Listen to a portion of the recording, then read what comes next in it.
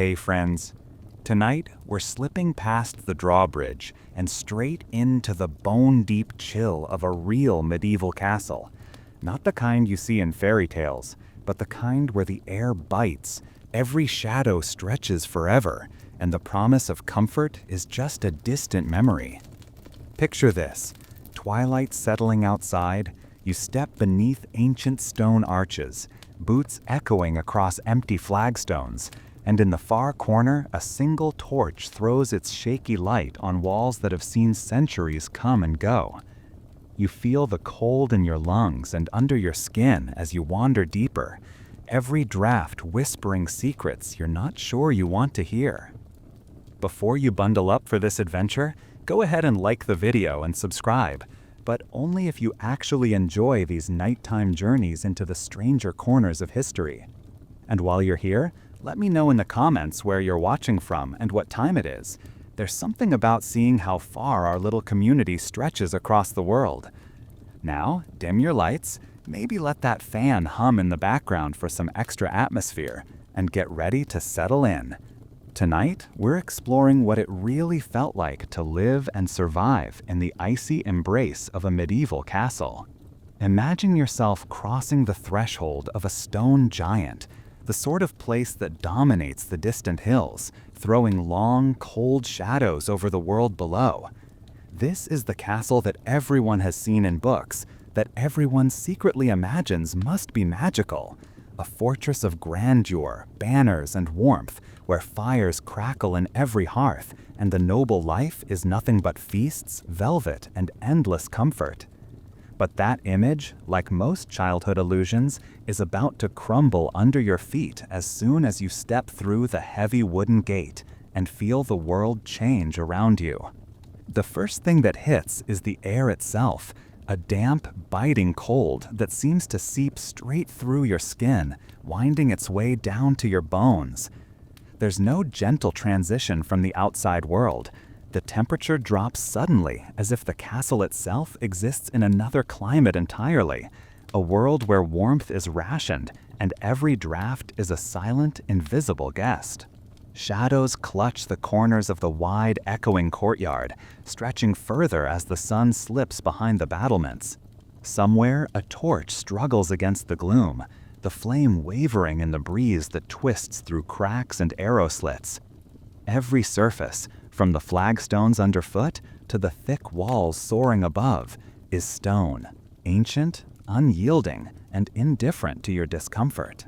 You try to convince yourself that the cold is temporary, that soon you'll find the heart of the castle where tapestries block the wind and a fire welcomes you with open arms. Yet, as you make your way through the corridors, your footsteps echo, each one swallowed by the emptiness. The ceilings loom high, lost in shadow, beams crisscrossing overhead like the ribcage of some slumbering beast. Even the walls seem to breathe. Moisture beads along the mortar, a chilly condensation that never fully dries, no matter how many fires burn or how many bodies huddle together. There's a faint scent of wet stone, wool, and something older, a presence that has settled into every corner and refuses to leave.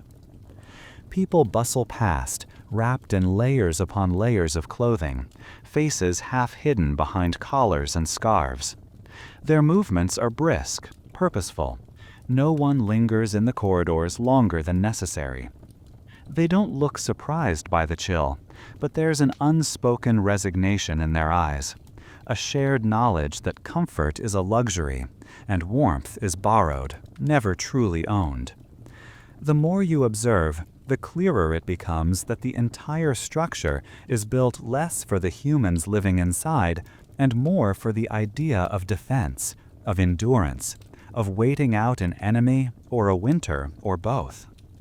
Every wall is fortress thick, every window narrow and set deep, every doorway a checkpoint. Security, it turns out, comes at the expense of comfort, and every foot of stone between you and the outside world is another degree of cold. In your imagination, noble life was supposed to be all about privilege and ease, a world apart from the troubles of peasants, a sanctuary of luxury. Now, standing here shivering in the corridor, you realize that privilege looks very different up close. Your breath fogs in the air, even indoors. Every conversation you catch in passing is muffled by the sheer mass of stone, as if words themselves struggle to stay warm. The torchlight paints long, uncertain shadows along the floor, and somewhere high above, a draft winds through the rafters like a lost memory. The walls are too thick for any real warmth to spread from one room to the next. In some corners, there's a faint scent of damp earth, as if the castle is trying to remind you that it grew from the land itself, ancient and unmoved by human comfort. If you listen closely, there's a chorus of small sounds beneath the surface. Water dripping somewhere out of sight, the soft creak of old timber under strain, the shuffle of servants carrying wood or wool, the muted cough of someone who's already lost the battle against the chill. A dog pads past, tail low, seeking out a patch of warmth left behind by the kitchen fires. Even the animals seem subdued by the cold, their usual restlessness dampened by weeks of frost and shadow. In the far-off great hall, laughter and music try to hold the night at bay, but even here the sound is more echo than substance, stretched thin by the heavy doors and winding corridors. It's a strange sort of isolation that settles in, the kind you feel not just because you're in a new place, but because the castle itself keeps everyone apart, even as it traps you together. There's no intimacy in these halls, only the sense of being one of many moving through a place that is older and more patient than any of its inhabitants. The castle is a labyrinth built for defense first, and for comfort only when absolutely necessary. Each stairway leads up and away, twisting unpredictably, every landing colder than the last. The higher you go, the worse it gets. The wind finds its way up the spiral stairs, carrying with it the scent of rain and stone and secrets. If you're lucky, someone offers you a cup of spiced wine or a bowl of steaming pottage, but the warmth is fleeting, melting away by the time you finish the last mouthful. No matter how many cloaks you pile on, the chill remains, a quiet adversary that wears down the will as much as the body. In your own chambers, if you're fortunate enough to have them, the fire and the hearth burns small and uncertain, struggling to claim even its own corner of the room. The heat rises up the chimney and vanishes, leaving you with more smoke than comfort. There's an unspoken truth that everyone here seems to accept. In this castle, you are always in the presence of the cold. It's the companion you never invited, the guest who never leaves. At night, when you finally retreat to your bed, a rough frame, a straw-stuffed mattress, perhaps a woolen blanket or two, you find yourself still dressed, hoping your layers will hold until morning. The walls, solid and unyielding, do not care for your sleep. The wind hums through unseen cracks, and even the stars outside seem to keep their distance, their light faint and cold as it filters through the tiny slits of window. Somewhere in your mind, you remember the stories of great halls filled with warmth and light, of banquets and laughter, of noble feasts that banished the darkness. But as the hours stretch out, you realize that these were tales for another world, a world without stone for walls and frost for company. Here, every joy is hard-won, every comfort temporary. The castle stands unchanging, a monument to endurance rather than ease. You close your eyes, listening to the muffled world beyond your door, the distant echo of footsteps, the restless sigh of the wind, the low murmur of the wind, the low murmur of people learning to live with disappointment. This is the heart of the castle, not the promise of safety or privilege, but the reality of cold stone, long nights, and a kind of beauty that demands as much from its inhabitants as it gives. It is a place that strips away illusions and leaves you standing, shivering, face to face with the truth of what it really means to be noble, not the luxury you once dreamed of, but the endurance to survive another day, another night, in the icy embrace of the castle's heart. Morning in the castle arrives not with the soft glow of sunrise warming your bed, but with the unmistakable sting of cold air on your cheeks, a sensation so sharp it almost feels personal, as if the building itself resents every breath you take.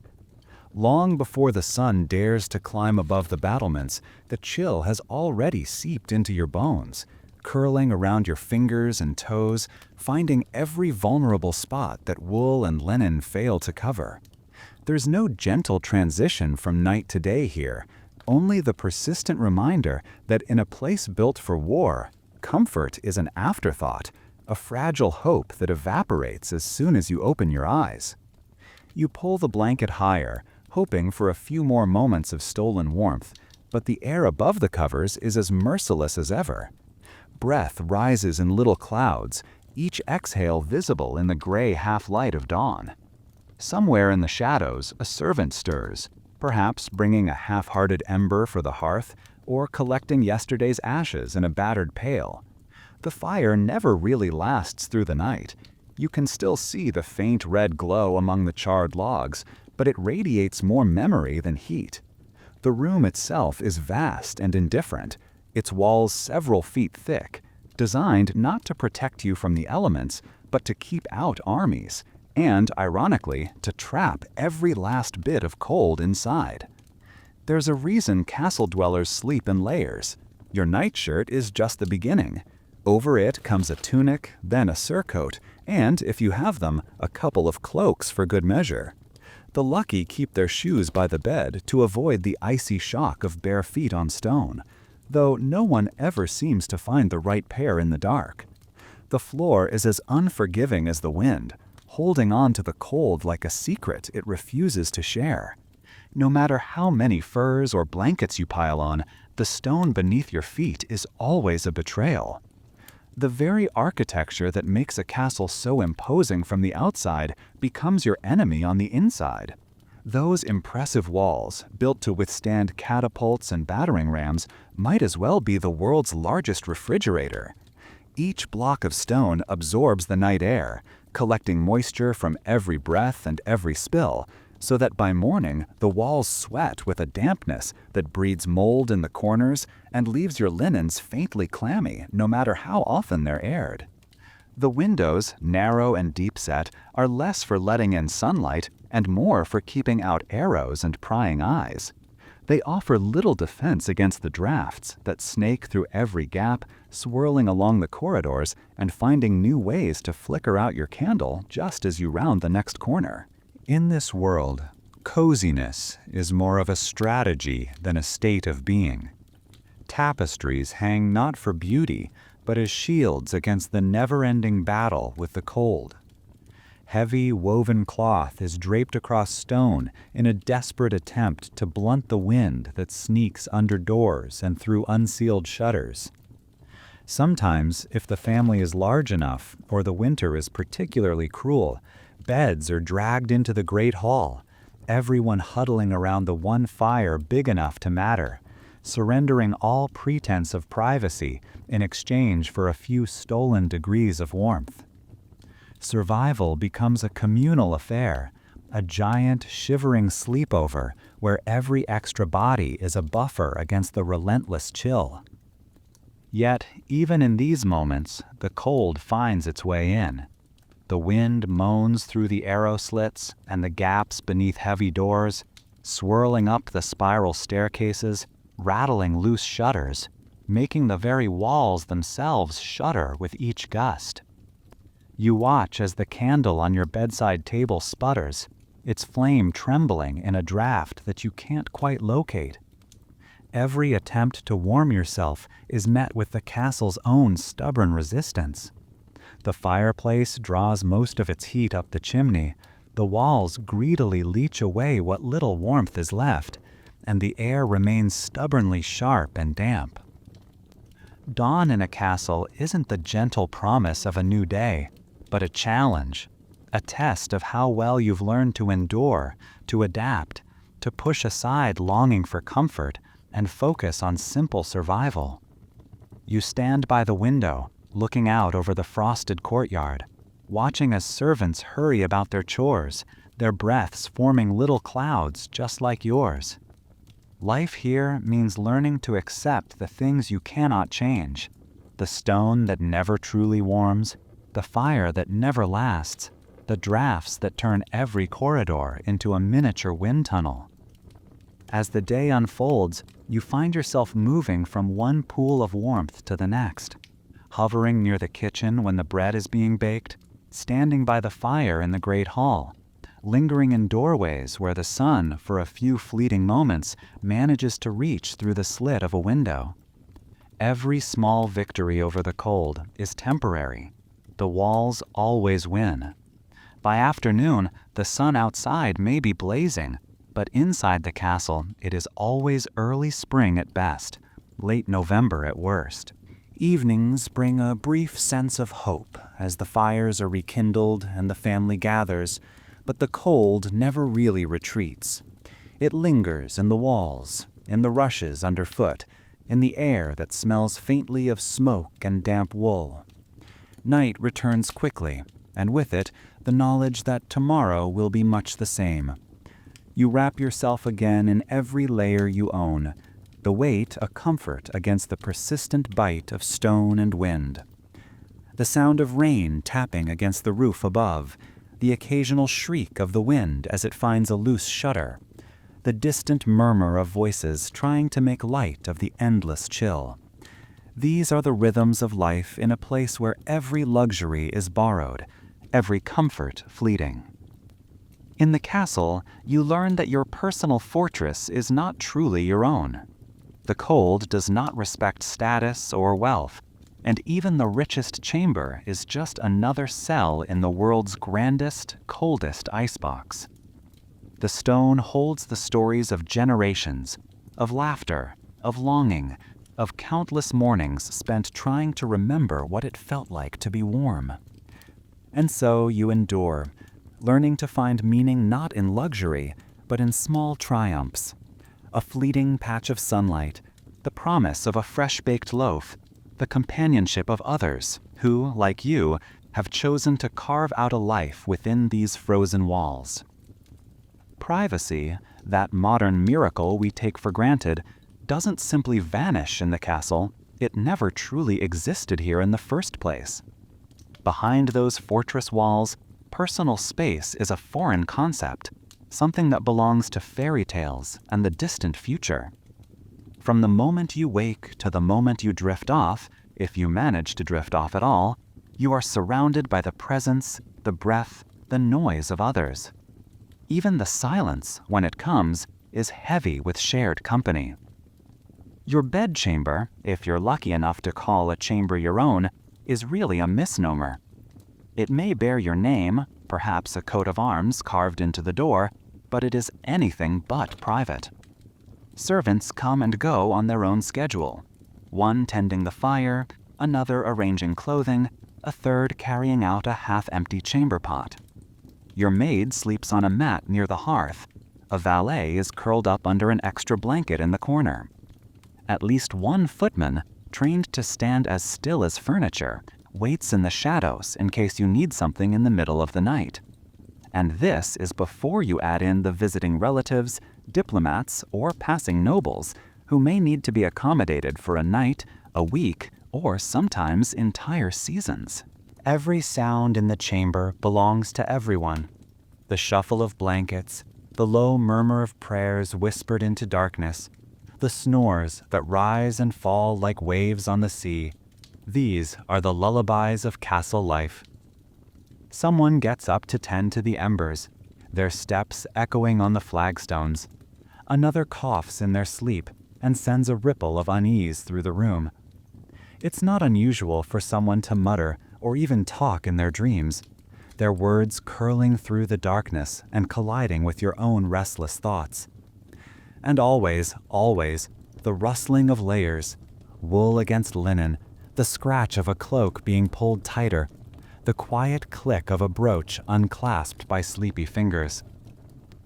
There's a kind of practical rhythm to it all, a choreography born of necessity. You learn to dress quickly, often with the help of a servant who has already seen you at your least dignified. Bathing, when it happens at all, is never a solo event. If you're lucky, a wooden tub is hauled into the chamber, filled with bucket after bucket of tepid water.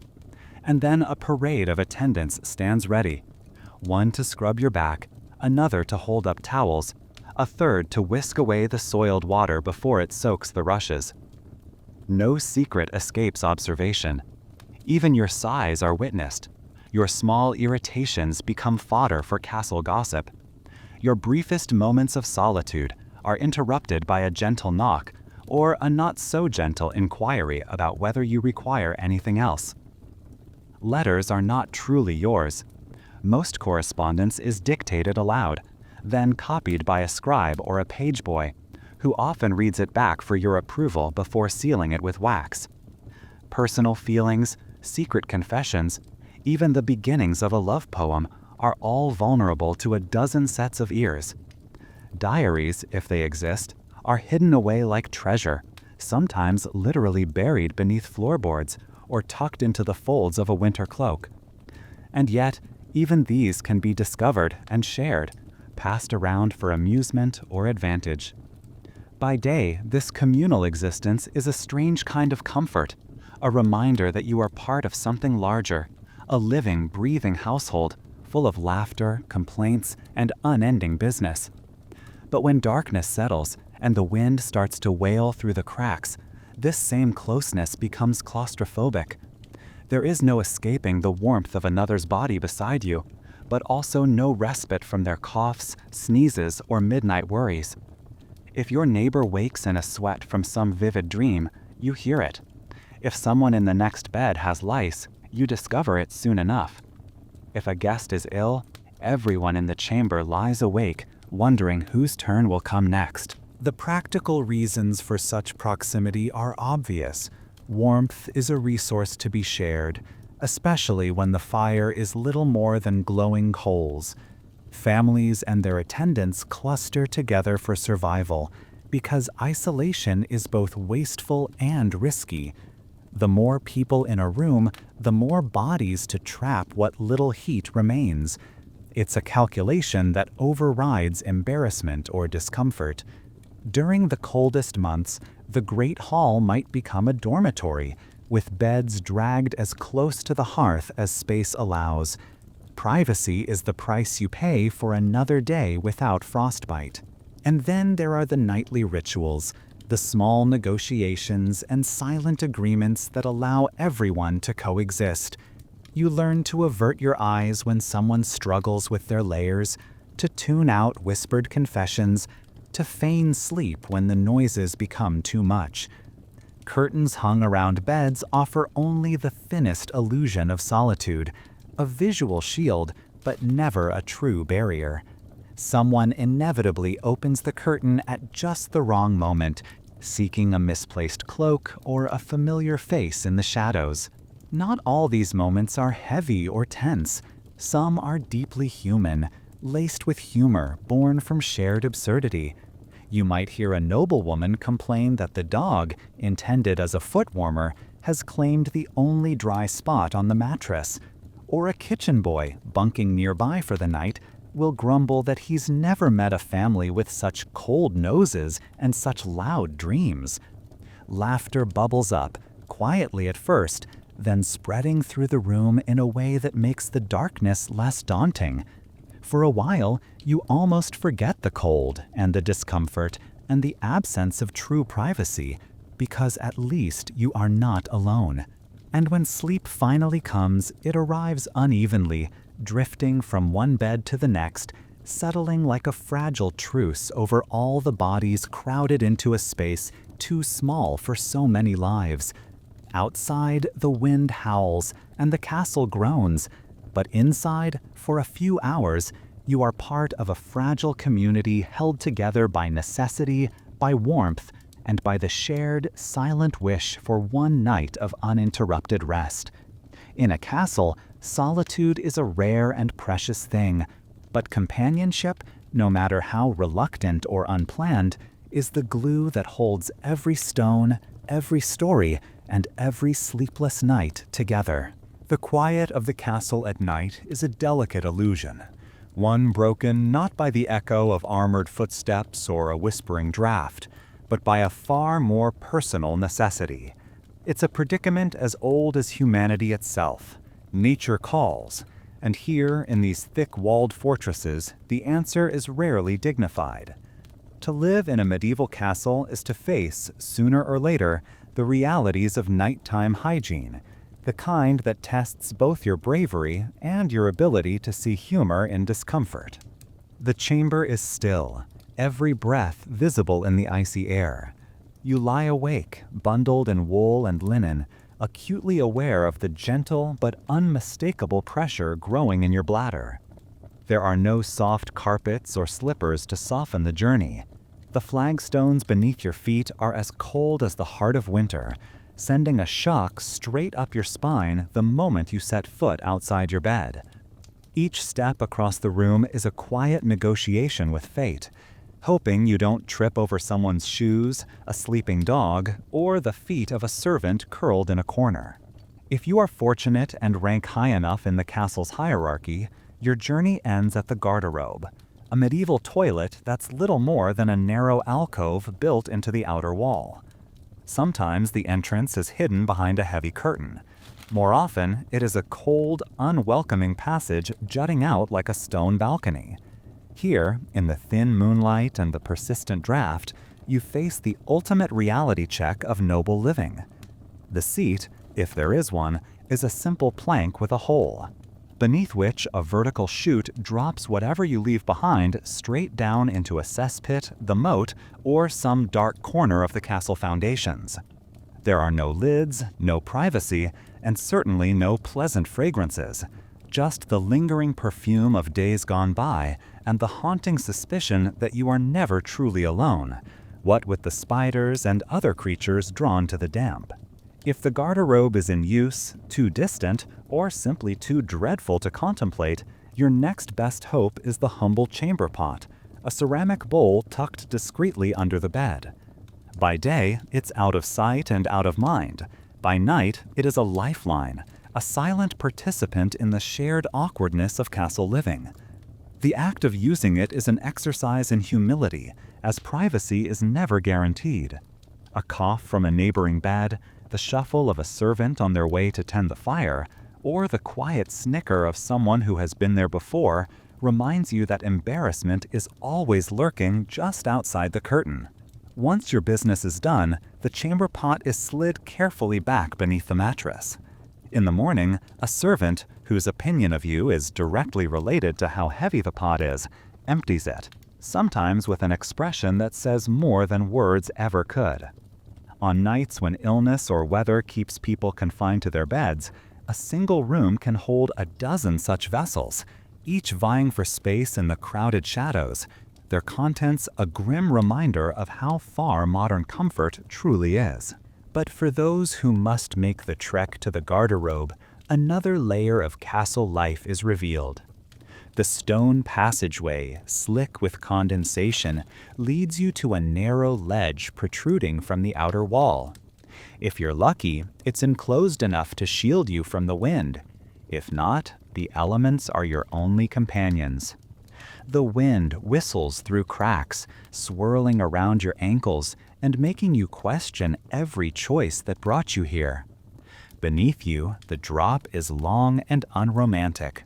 Sometimes into a stinking cesspit, sometimes into the moat, whose waters are anything but pure.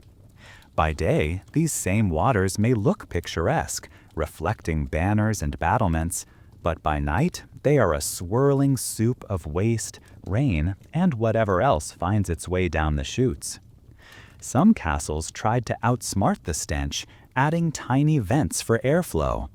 In practice, these do little more than intensify the draft, creating a freezing vortex that makes the already unpleasant task even more challenging. Legends abound of early morning mishaps, servants slipping on the icy stones, noble children dropping treasured trinkets into the depths, even the occasional lost shoe vanishing forever into the moat below. For those rooms too far from a garderobe, or for those in a hurry, the only solution is improvisation. A curtain drawn hastily across one corner of the chamber, a whispered apology, and a quick shuffle behind the makeshift shield, this is the reality for many. Personal dignity becomes a kind of inside joke, something everyone pretends to preserve while secretly accepting its absence. It is not uncommon to drift off to sleep to the quiet sound of someone else lifting a curtain and conducting their own business, only a few feet away, separated by little more than a thin veil and a mutual understanding. Hygiene, too, is a concept with its own medieval flair. Water is precious, heating it even more so, and so most content themselves with the simplest methods. A damp cloth wiped across the hands and face, a sprig of herbs chewed to mask the taste of the previous night's meal, perhaps a dab of lavender or mint tucked into a sleeve for luck.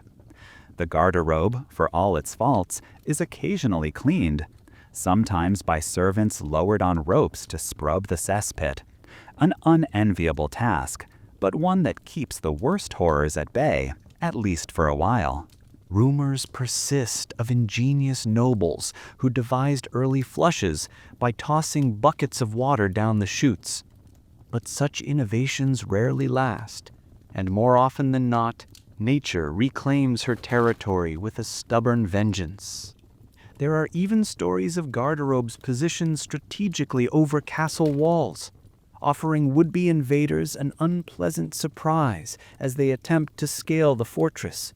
A medieval defense system as effective as it is unsavory. In the end, everyone in the castle, high-born and low, learns to live with the quiet indignities of shared space and shared secrets. The cold, the smell, the embarrassment, and the ever-present risk of a midnight mishap become the price of life behind castle walls. When you lie back down, tucking yourself beneath the blankets, you do so with a grudging respect for those who came before you, each one having braved their own nighttime quest, each one having faced the same age-old dilemma. In a castle, even the most private moments are lived in public. And as you drift towards sleep, the moon shining through the narrow window, you can't help but marvel at the resilience it takes to find rest in a world where every need, every sound, and every secret is shared. Morning in the castle does not so much arrive as it creeps in reluctantly, pulled into being by 1,000 little discomforts. There is no gentle alarm, no sunbeam falling tenderly across your face, just the deep, insistent chill that never left during the night and now seems to have grown bolder, wrapping itself around every limb. You wake up with a shiver, feeling the sting of cold air on any skin that slipped out from beneath the covers, the kind of sharp, unfriendly cold that turns breath to mist and makes you question why anyone would envy life behind castle walls. Your first sensation is almost always discomfort, a stiff back from a lumpy mattress, and the unmistakable sour tang of air that has spent too many hours sealed in with too many bodies, too much damp wool, and the lingering remains of last night's chamber pot. Even if your rank is high, your bed is no plush haven. The luxurious arrangement amounts to a wooden frame, a mattress stuffed with straw, or, if you are exceptionally fortunate, feather, and bedding that ranges from rough linen to thick, scratchy wool. Sheets might be changed for the seasons, but rarely enough to keep up with the demands of so many people living so close.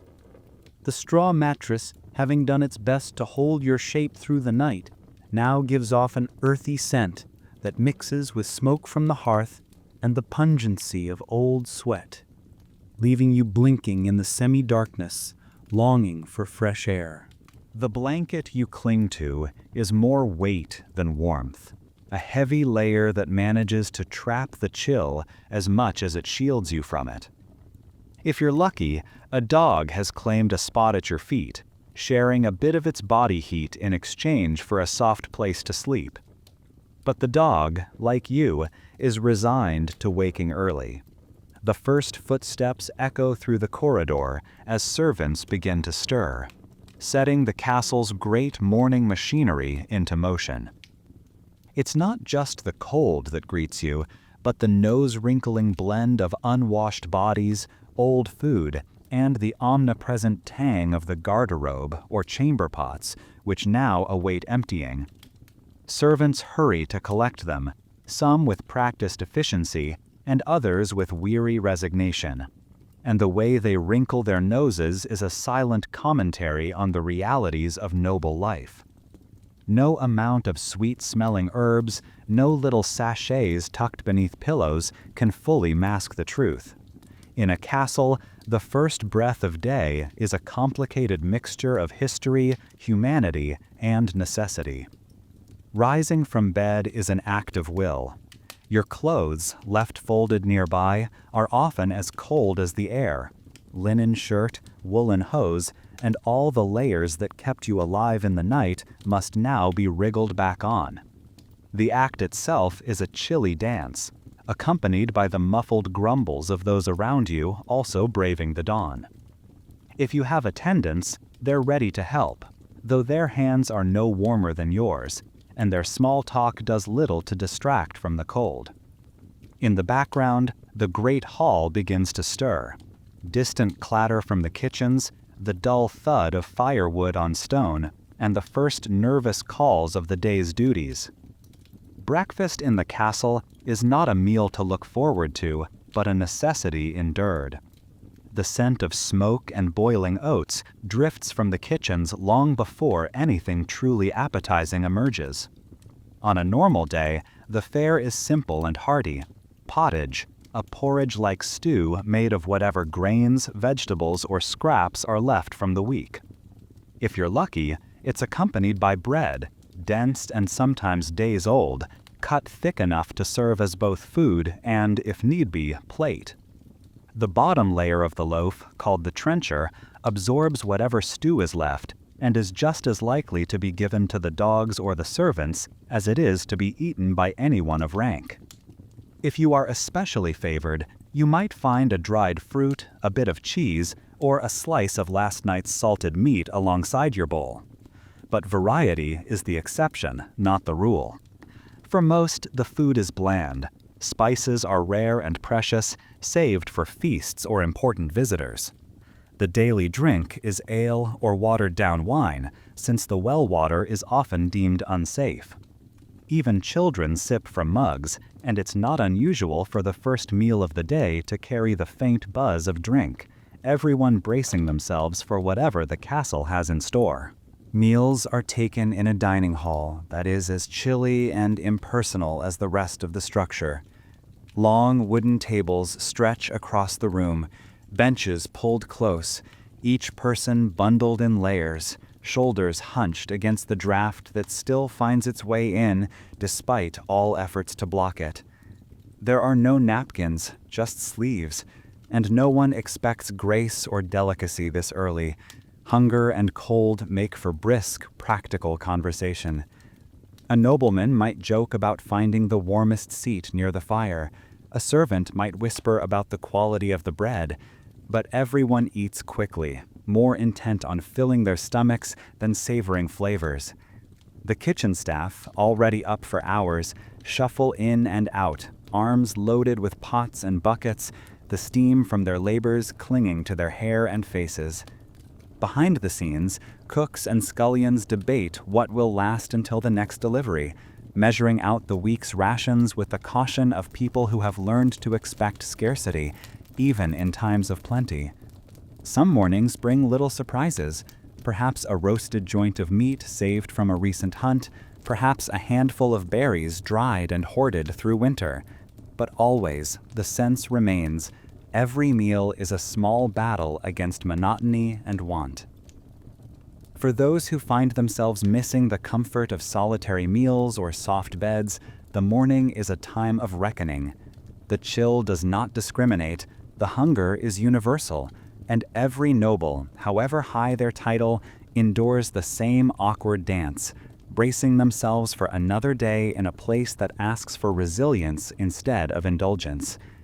Even the grandest tapestries on the walls cannot warm the air or sweeten the porridge.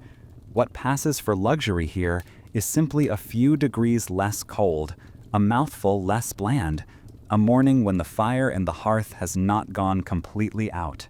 And yet, in the midst of all this discomfort, there's a stubborn pride, a shared understanding that survival, even with all its indignities, is itself a mark of status. The castle stands as proof of endurance. Those who wake within its walls each day do so knowing that comfort is rare, and that what passes for normal in these halls would be hardship anywhere else. They rise, they dress, they eat, and with every shiver and every sour breath, they prepare themselves for whatever challenge the castle has planned next.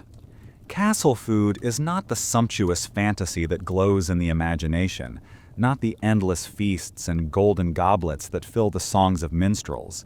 Instead, it's a daily lesson in endurance, an experiment in how many ways a kitchen can stretch the same ingredients over countless meals and still keep everyone, from the lord to the lowestly page, just full enough to carry on.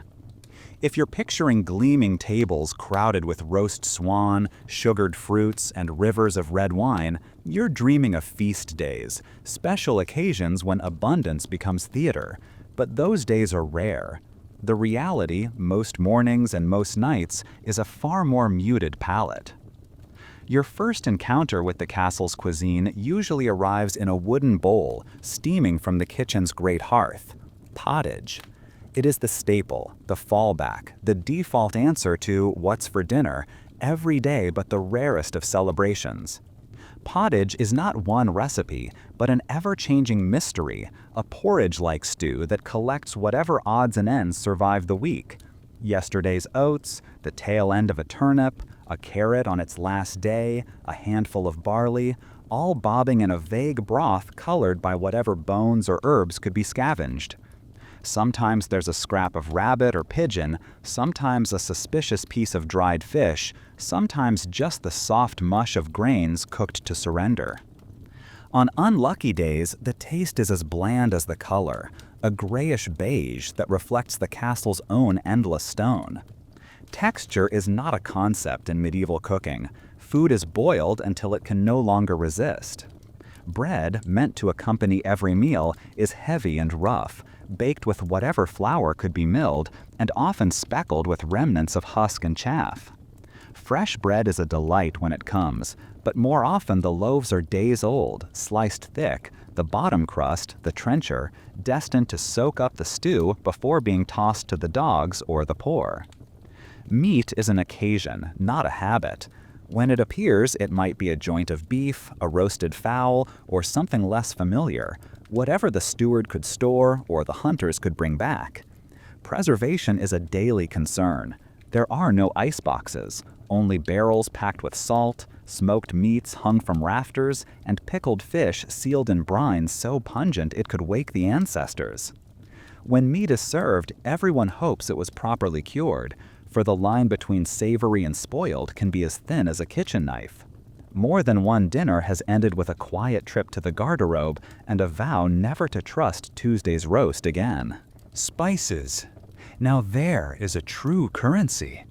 A dash of pepper, a pinch of cinnamon, the ghost of clove or ginger. These are treasures, imported from distant lands at enormous cost. Their presence on the table is a silent announcement of status. Most days, the food remains defiantly bland, seasoned only with garden herbs and a bit of salt if the pantry allows. A truly spicy meal, layered with flavor, is reserved for the highest of holidays, or the visit of someone whose opinion truly matters. Sometimes, if fortune smiles, there's a single date or fig in the morning porridge. A sudden burst of sweetness that feels like magic in the gray monotony. Even drinks are dictated by the castle's limitations. Water is rarely trusted, often cloudy, sometimes dangerous, drawn from wells too close to the garderobe chute for comfort. Ale, thin and low in strength, is the daily drink, safe for children and adults alike. On special days, wine might be poured, but it is often watered down and sour, a far cry from the fantasy of ruby goblets in candlelit halls. Table manners, such as they are, reflect the practical realities of castle life. Fingers are the main utensils, though a spoon is sometimes produced. Forks are a recent arrival, eyed with suspicion or outright dismissed as a foreign oddity. A sleeve is as likely as anything to serve as a napkin. And conversation is brisk, rarely lingering over the food itself unless a noble guest is present and there is need to impress. The meals are communal, with plates and bowls passed down the line, and gossip travels as quickly as the next ladle of stew. All of this changes, however, when the great bell sounds and the castle prepares for a feast. Suddenly, the kitchen erupts into organized chaos. Pies are stuffed and sculpted, birds roasted and redressed in their own feathers, sweets molded into fantastical shapes. Sugar, that most precious of imports, appears in dizzying quantities, creating not just flavor, but spectacle. For a night, the tables are laden with color and plenty, the dreariness of everyday meals banished by spectacle and song. Even the lowest servants steal a taste of something extraordinary, and for a few hours, everyone can forget the daily grayness and imagine a world where such bounty is normal. But the next morning always comes, and with it the return to monotony. Pottage, coarse bread, the memory of spice fading as quickly as the warmth from the hearth. Even the lord must content himself with whatever the steward has managed to preserve. And every bite is a quiet hope that today the food will be just enough, edible, filling, and not a threat. Castle dining is a study in contrasts, a daily reminder that survival here is measured not by feasts, but by the quiet, persistent endurance of blandness and the small, rare victories of taste. Peace and quiet are strangers in a castle. The walls may be thick, the towers looming, but within those stone boundaries, the air is alive with sound, a relentless, layered noise that rolls from sunrise to midnight and echoes down every corridor. At first it startles, then it wearies. Eventually it becomes a kind of unchosen companion, a background hum that shapes every waking moment and chases any hope of true rest into the shadows. From the moment the first light bleeds through the narrow windows, the day begins with chaos. Somewhere in the depths of the kitchens, the fires roar to life. Cooks bark orders, pots clang, knives thud against old wood, and the smoky air fills with the shouts and laughter of kitchen boys wrestling a wayward goose. Servants hurry back and forth, arms loaded with firewood, baskets, or bundles of linens, each step tapping out a rhythm on the flagstones that seems to never quite settle. The sizzle of boiling pots, the squawk of chickens in the courtyard, the groan of doors, and the shriek of rusty hinges create a chorus uniquely medieval and entirely inescapable. Children, noble and servant alike, add their voices to the mix, darting down staircases, laughing, sometimes crying, tossing apples and insults as they pass. The castle's pets, dogs, cats, and the odd falcon, bring their own music, barking at strangers, yowling for scraps, or beating wings against the stone. The blacksmith, somewhere near the gatehouse, strikes iron with a regular clang, each blow a declaration that work has begun. Outside, the sound of carts rattling over cobbles, the braying of donkeys, the distant song of a shepherd in the fields, all bleed through arrow slits and open doors, mixing with the din inside. Even the great hall, the castle's heart, is no sanctuary. It's filled with the overlapping murmur of dozens of conversations, the scrape of wooden benches, the rustle of rough linen and wool. If a minstrel is visiting, their singing weaves in and out of the babel, sometimes lifted above the crowd, sometimes lost entirely. Gossip travels as quickly as laughter, words bouncing off the stone and around the room. When someone raises a voice in anger or amusement, the echo travels farther still, amplified by the vaults overhead. There's a curious way sound travels in a castle. Thick walls might separate chambers, but they funnel footsteps, muffle secrets, and magnify every dropped goblet or sudden shout. You can never be quite sure whether the thump you hear came from the room above or the hallway below. In the corridors, stone reflects each sound with startling clarity, so a private conversation can become public knowledge by accident, and even the softest sigh feels exposed. Evenings bring no relief. The kitchen's roar is replaced by the rhythmic tread of the night watch, the low voices of guards at the gates, and the persistent barking of dogs unsettled by shadows. Bells toll for curfew, for prayer, for fire, for anything that needs announcing. When knights gather for a hunt or a journey, the armory becomes a forge of noise. The clank of chainmail, the heavy stamp of boots, the complaints of horses waiting in the chilly yard. Storms outside add their own percussion, rain rattling on slate, wind howling through every gap, and thunder booming so close it seems the stones themselves are shaking.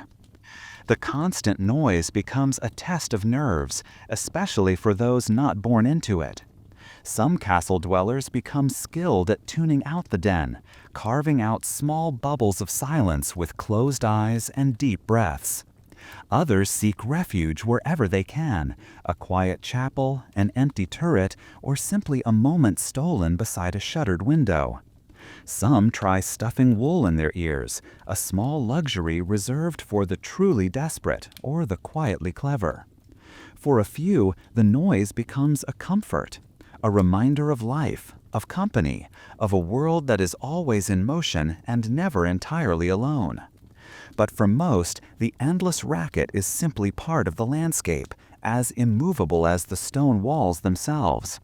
You learn to sleep through footsteps and laughter, to work while the kitchen bellows, to hold a conversation in the middle of a din that would drive others to distraction.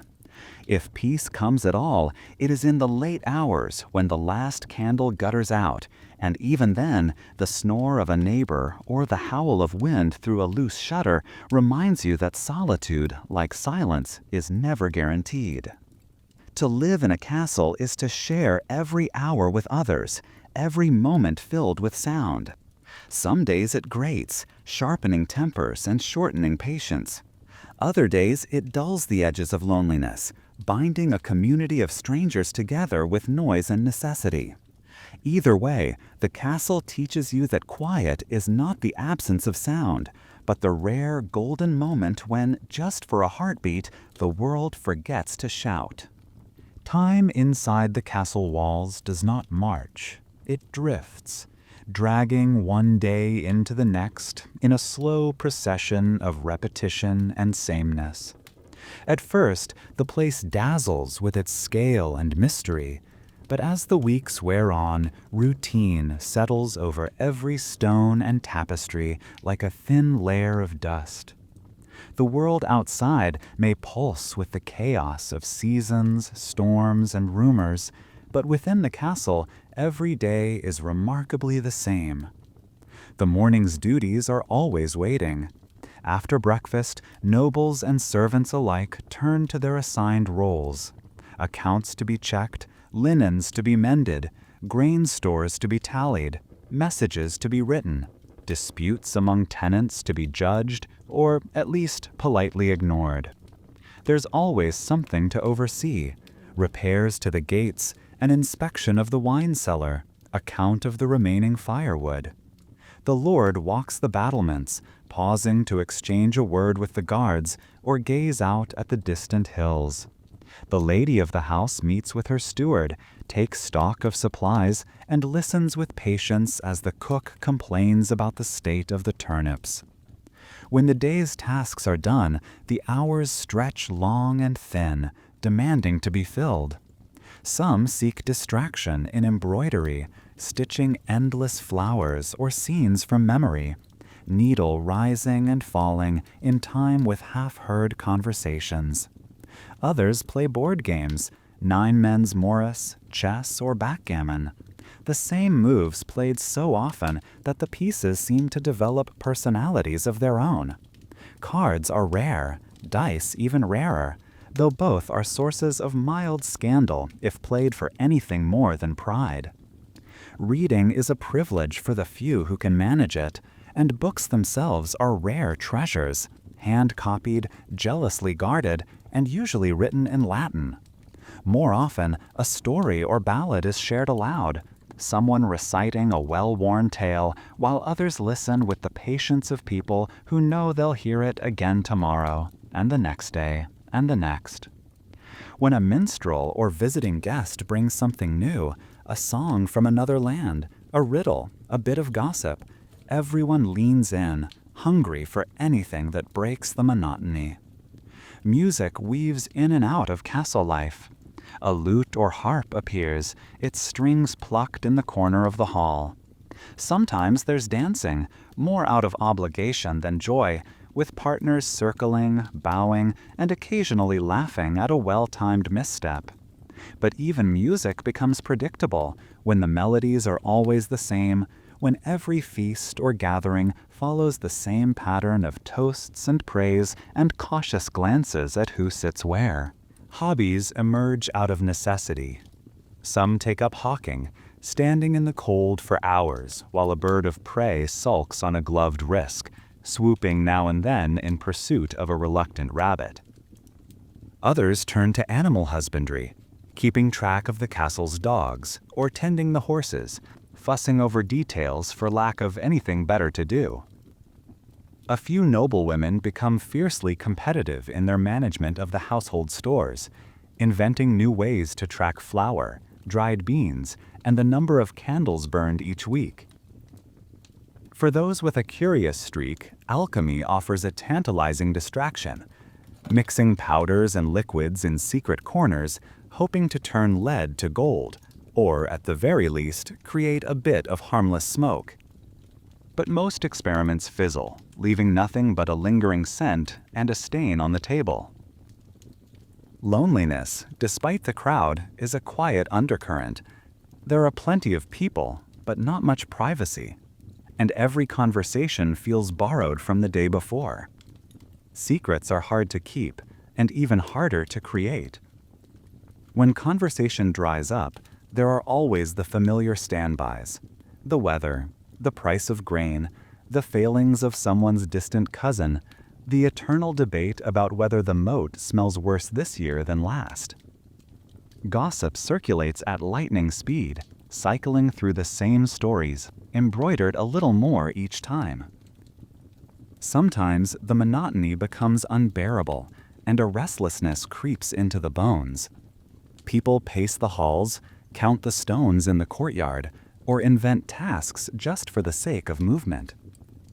Even those with the most power and privilege sometimes dream of slipping away, just for a day, to the nearby village or a stretch of open countryside, anywhere with different faces and different stories. But the day passes, just as the day before did. The great bell sounds for supper, and everyone files in.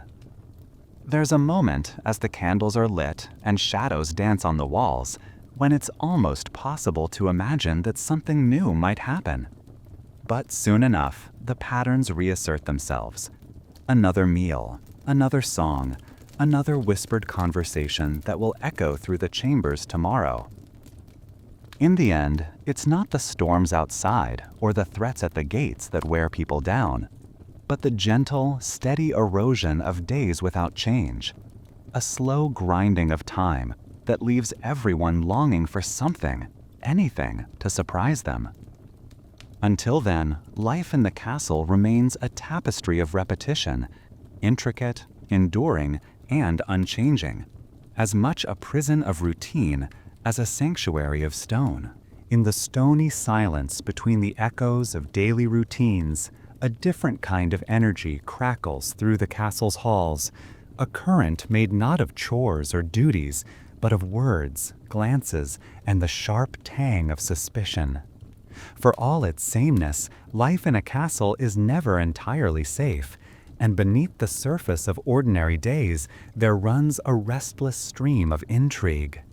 Here, secrets are a form of currency, and every whispered conversation, every sidelong look carries weight.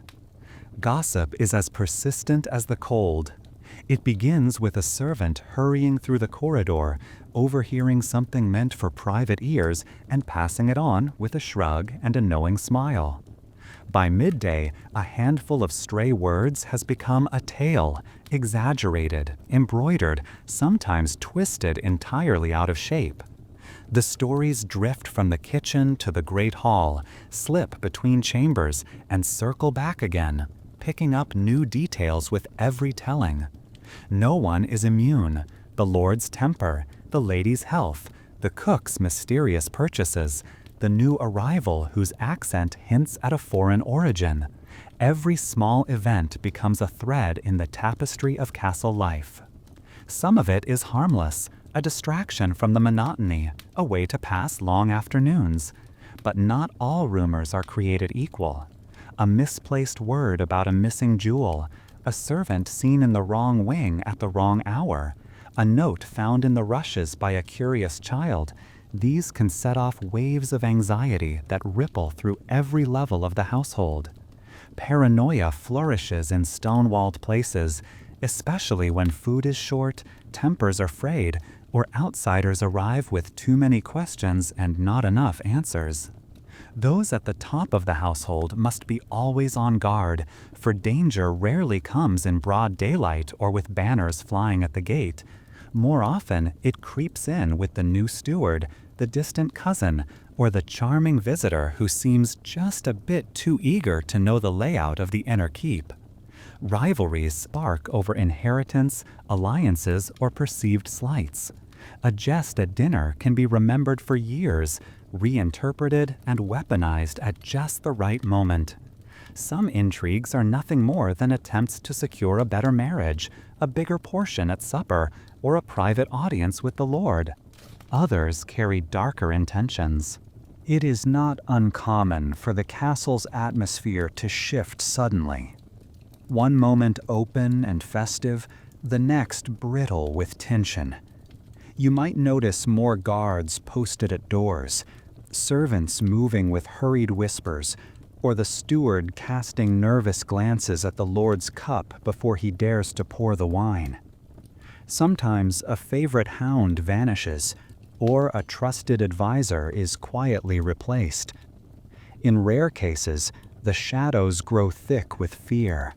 A sudden illness, a suspicious fire, or a cache of forbidden letters discovered behind a loose stone. For those in power, paranoia is a necessary shield. The walls that keep out armies do nothing to stop a poisoned dish, a carefully planned rumor, or a knife in the dark. Meals are often tasted by a servant first, cups are never left unattended, and even trusted companions are watched for signs of divided loyalties. A word spoken in anger, a promise made in haste, or a secret shared with the wrong confidant can unravel years of careful alliances. Yet, this constant awareness is not limited to the ruling family. Even among the servants, alliances shift and loyalties are tested. A kitchen maid knows which chamberlain can be trusted. The stable boy has secrets about the comings and goings of visitors. The lady's maid knows precisely when and where private letters are burned or hidden. The walls themselves seem to listen, holding tight to confessions and clotting, waiting for the right moment to give up a truth or two. When the castle sleeps, shadows stretch longer, and voices are pitched lower. Trusted friends share hurried words behind heavy curtains, candles are shielded from view, and the night air thickens with possibilities. Those who wish to stay safe learn quickly that what is not said is often as important as what is. A sideways glance, a brief hesitation, the subtle way someone's hand lingers on a doorknob, these are the cues that reveal more than any declaration. All this makes life in the castle both thrilling and exhausting. Every day is a careful balancing act, each relationship weighed and measured, every secret tucked away with the knowledge that it might one day be discovered or used. The line between harmless fun and genuine peril is thin, and no one can ever be truly certain on which side they stand. In a world of stone and shadows, trust is the rarest commodity, and sometimes the most dangerous. There is a unique kind of tension that settles over a castle when the world beyond its walls grows restless. It is not the sharp, immediate fear of a sudden storm or an unexpected guest, but the low, constant hum of dread that comes with living under the shadow of possible war. Every stone, every hallway, every routine act of daily life seems colored by the knowledge that, at any moment, peace could shatter, and the castle would become not just a home, but a fortress in every sense. There is a unique kind of tension that settles over a castle when the world beyond its walls grows restless. It is not the sharp, immediate fear of a sudden storm or an unexpected guest, but the low, constant hum of dread that comes with living under the shadow of possible war. Every stone, every hallway, every routine act of daily life seems colored by the knowledge that, at any moment, peace could shatter, and the castle would become not just a home, but a fortress in every sense. Preparation for trouble is woven into the very fabric of life here. The signs are everywhere, even on the calmest mornings. Guards drill in the courtyard long after the other servants have finished their chores, their shouts and the clang of weapons echoing against the walls. The blacksmith's hammer never seems to stop. Arrowheads, swords, and armor are always in need of repair or replacement. On quiet afternoons, you might see the steward inspecting the storerooms, counting barrels of salted meat, beans, and ale, making sure the supplies will hold should the worst come to pass. There is a rhythm to these preparations, a kind of choreography that everyone learns from the moment they first step through the gate. Watchmen trade shifts with military precision, eyes trained on the horizon for the first sign of dust or banners. Gates are checked and rechecked, drawbridges raised and lowered, walls patrolled at regular intervals. Even the youngest children know what it means when the alarm bell is sounded, where to run, what to carry, how to stay out of the way when the grown-ups' faces harden with worry. The threat of siege shapes the castle's very design. Narrow staircases twist upward, easy to defend and hard for attackers to climb. Gates are heavy, reinforced with iron and spiked with memories of old battles. Arrow slits line the walls, small and high, perfect for loosing a volley at anyone brave or foolish enough to approach. Cisterns and wells are guarded with particular care, for water is as precious as any sword when an army waits outside. But even as everyone prepares, the waiting is its own kind of torment.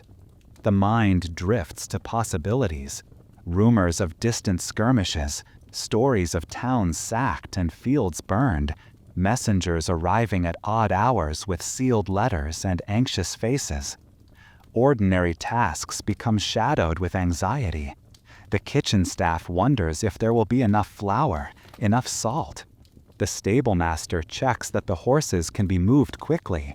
The healer tucks away herbs and bandages in secret places, just in case. When trouble truly comes, it arrives with little warning and no mercy. The drawbridge is pulled up, the gates barred, and suddenly the entire world shrinks to the space inside these walls.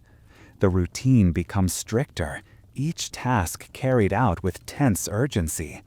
The guards sleep in shifts, always half awake. The Lord and his advisors gather in hurried councils, arguing over maps and strategies, every whispered plan carrying the weight of lives and land.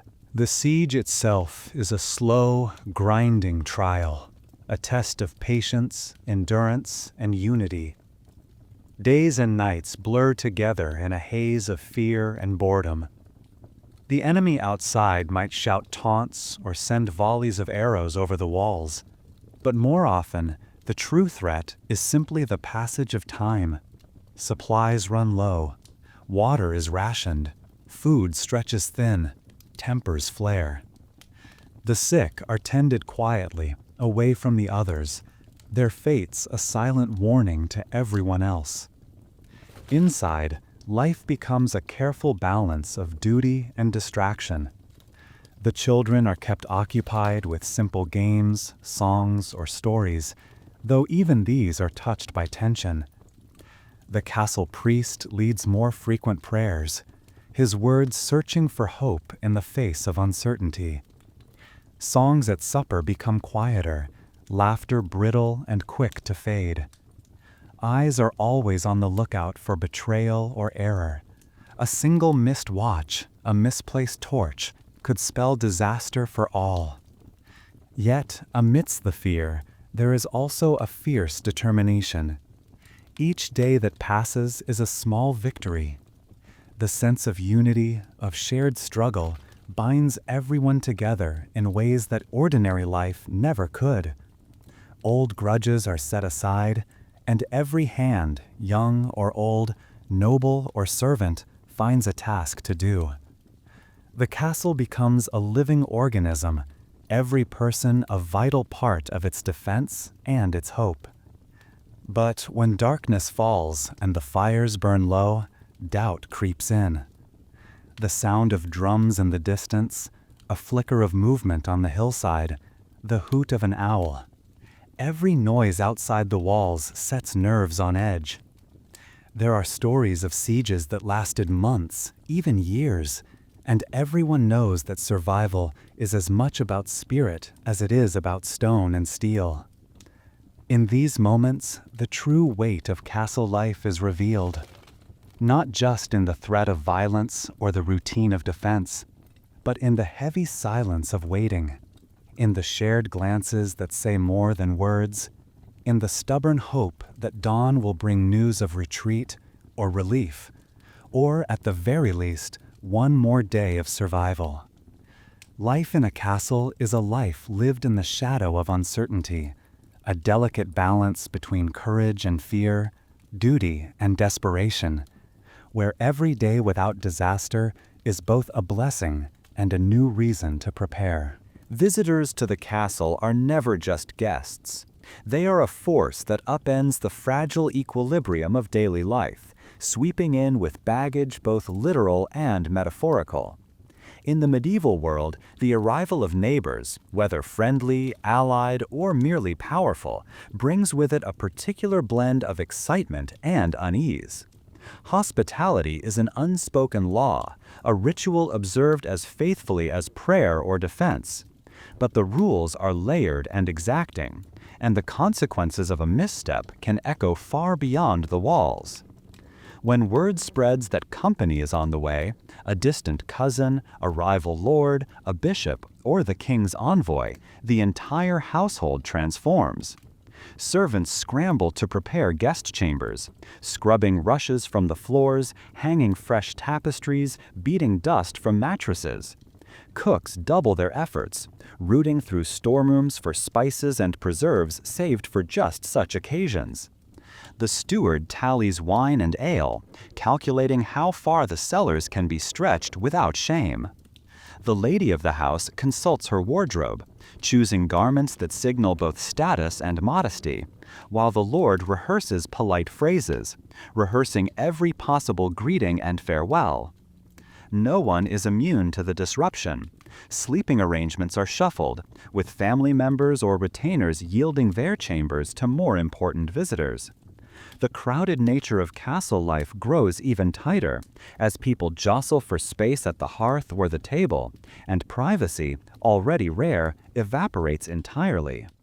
The newcomers bring their own customs, their own tempers, and sometimes their own retinues, swelling the castle's population overnight, and multiplying its noise, its needs, and its secrets.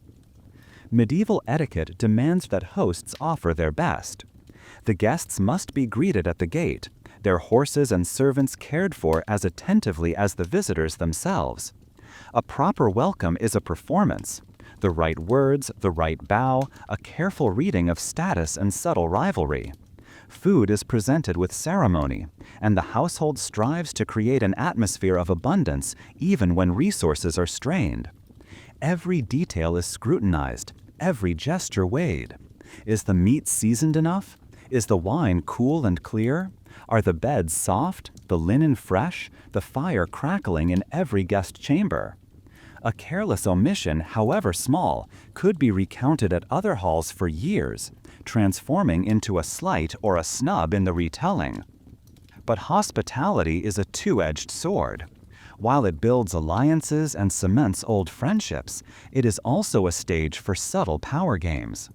Every guest arrives with motives, both stated and hidden, and a sharp host listens as carefully to what is unsaid as to what is proclaimed.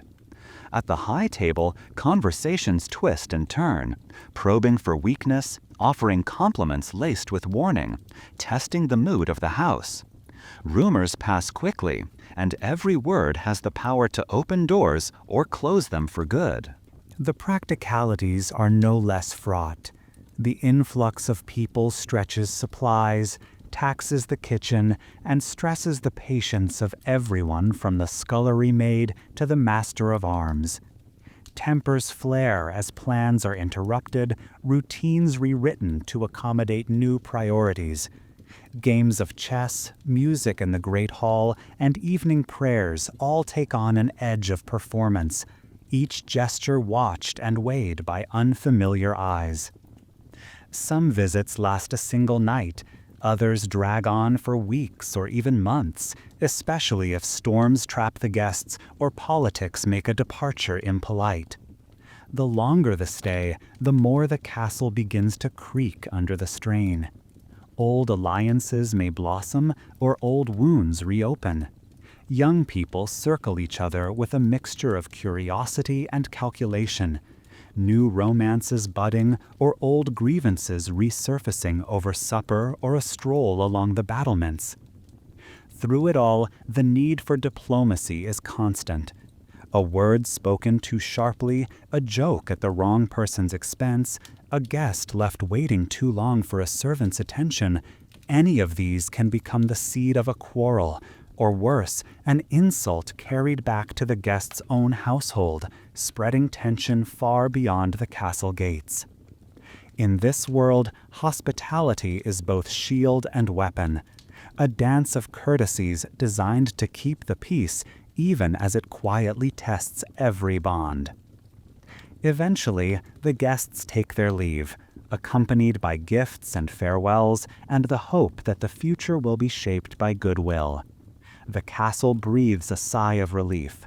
Servants collapse into their cots. Leftover food is quietly distributed, and the household settles back into its usual patterns, changed perhaps by what has been said, by alliances quietly shifted, or by a single new rumor seeded in the fertile ground of castle life. The visit may be over, but its impact lingers, woven into the fabric of memory and the calculations of tomorrow. A castle's walls are built for defense, rising as symbols of strength and separation. But even the thickest stone cannot shield its inhabitants from the simmering world beyond. When unrest stirs among the people who work the fields and tend the flocks, the same hands that feed the castle, those walls become less a barrier and more a line drawn in uncertainty. For all the power a noble family wields, there are moments when the greatest danger comes not from an invading army, but from the people whose toil sustains the castle's daily life. Whispers of discontent travel quickly through the villages that cluster at the foot of the castle's hill. A poor harvest, an unjust tax, a steward's cruelty, these spark low, uneasy conversations in smoky cottages and crowded alehouses. What begins as quiet complaint can grow into open anger, and soon faces that once looked to the castle with respect begin to gaze upward with something sharper. No one within the walls is immune to the pulse of anxiety when word arrives that a group of villagers is approaching, not for celebration, but for answers. The approach of a crowd is felt long before it is seen. Tension thickens the air. Messengers race up the hill, breathless and urgent. The Lord gathers his closest advisors, and the guards move to the gates, hands resting on swords and eyes searching for signs of weapons among the crowd. The household braces for confrontation. Servants whisper in corners, children are sent upstairs, and even the dogs sense that something is not as it should be. In these moments, the roles of everyone inside the castle shift. The Lord must balance strength and wisdom, authority and caution.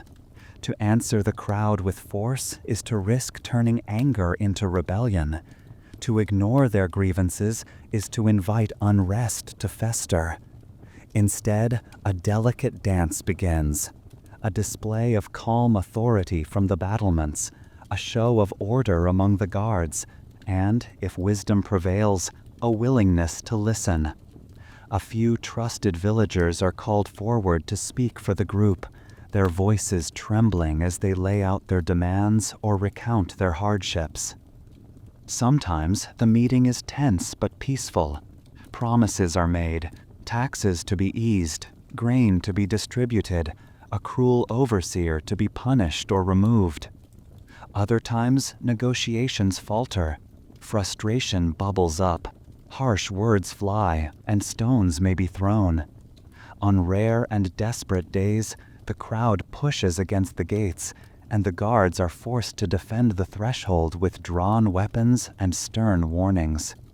The air is thick with fear, on both sides. Noble families learn quickly that power is as much about perception as it is about force. The best among them know how to read the mood of the crowd, when to offer compromise, and when to stand firm. They understand that a single act of generosity, a feast offered in lean times, a debt forgiven after a bad harvest, can calm unrest and plant seeds of loyalty.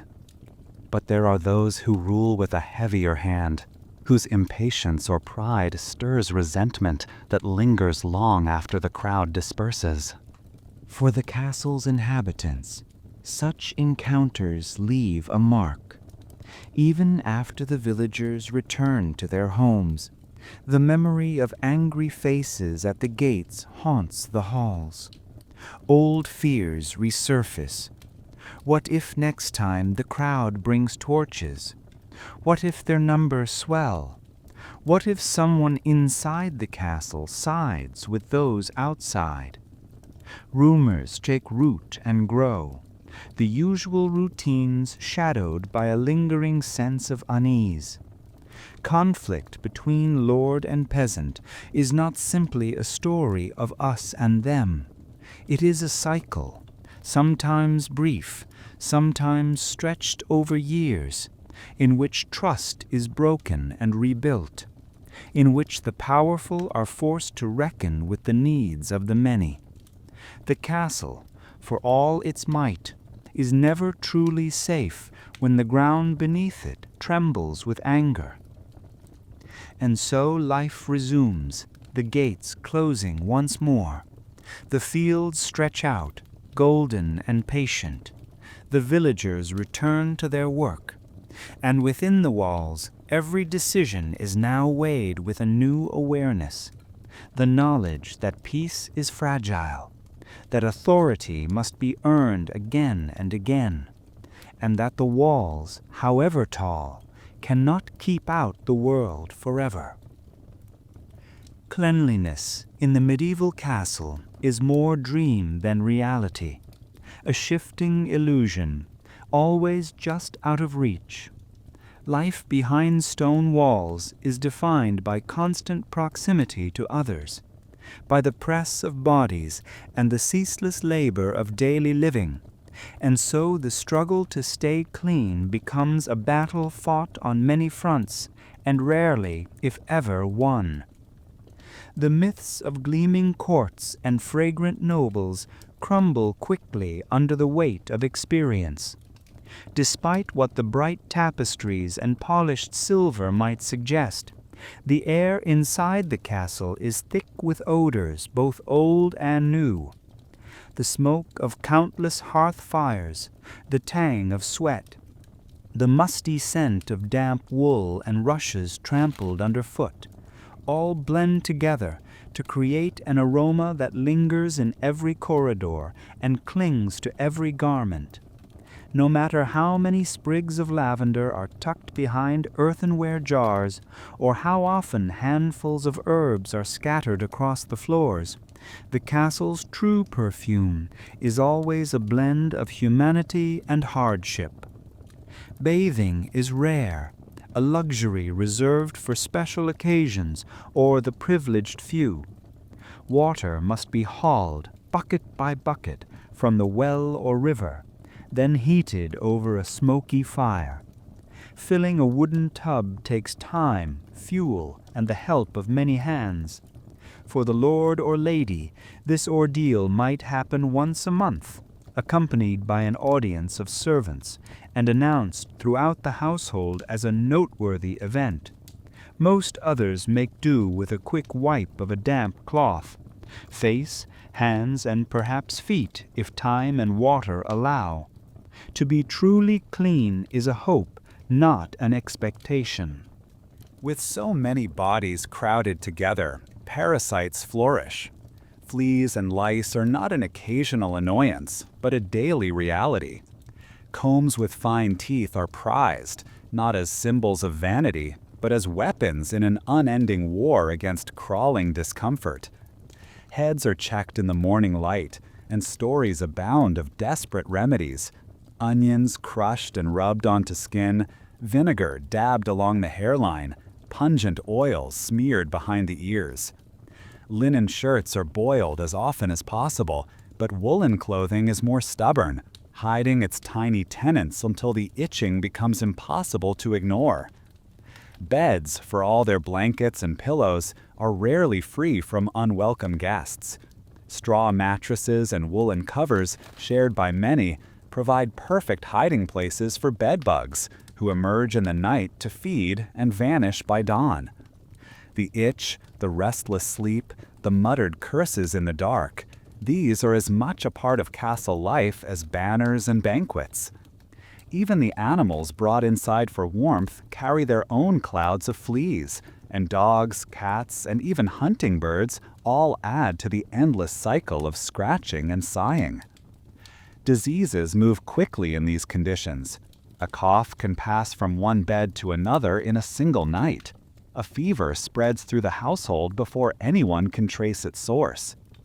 The crowded rooms, the rare baths, and the close contact mean that a simple cold may become a season-long trial, and a more serious illness can threaten everyone within the walls. Herbal remedies are treasured. Sage tea, honeyed syrups, and infusions of mint or chamomile, but they can only do so much against the relentless pressure of life lived cheek by jowl. Still, there are moments when effort shines through. The lady of the house may command a cleaning day, when rushes are swept out and replaced, and the smell of fresh herbs fills the hall. A few precious bars of soap, rare and costly, are reserved for the most important hands. On feast days, servants scrub themselves and don their best linen, and the air, for a brief few hours, takes on a sharper, cleaner edge. Yet, for all these efforts, the truth remains. Medieval luxury is defined not by how clean you are, but by how well you can mask what cannot be changed. A silken cloak, a scented pouch, a garland of flowers, these are the tools of status, as much about concealing discomfort as they are about displaying wealth. To live in a castle is to accept that dirt, parasites, and the ever-present risk of sickness are woven into daily life, as much a part of the story as the music of the Great Hall or the banners flying high above the gate. In this world, survival is a matter of endurance, and true elegance is measured in small victories: a clean shirt, a comb that does its work, and the ability to hold your head high even as you scratch. If the castle's walls are a fortress against armies, they are far less effective when facing one of the greatest dangers of all: fire. The irony is sharp. A building of stone, built to last centuries, yet made vulnerable every hour by the smallest spark or careless flame. For all its imposing bulk, the castle lives with a constant, low thrum of anxiety. What happens when warmth and light, those small triumphs against the cold, turn suddenly into a threat that can consume everything within reach? The sources of this danger are everywhere, woven into the fabric of daily life.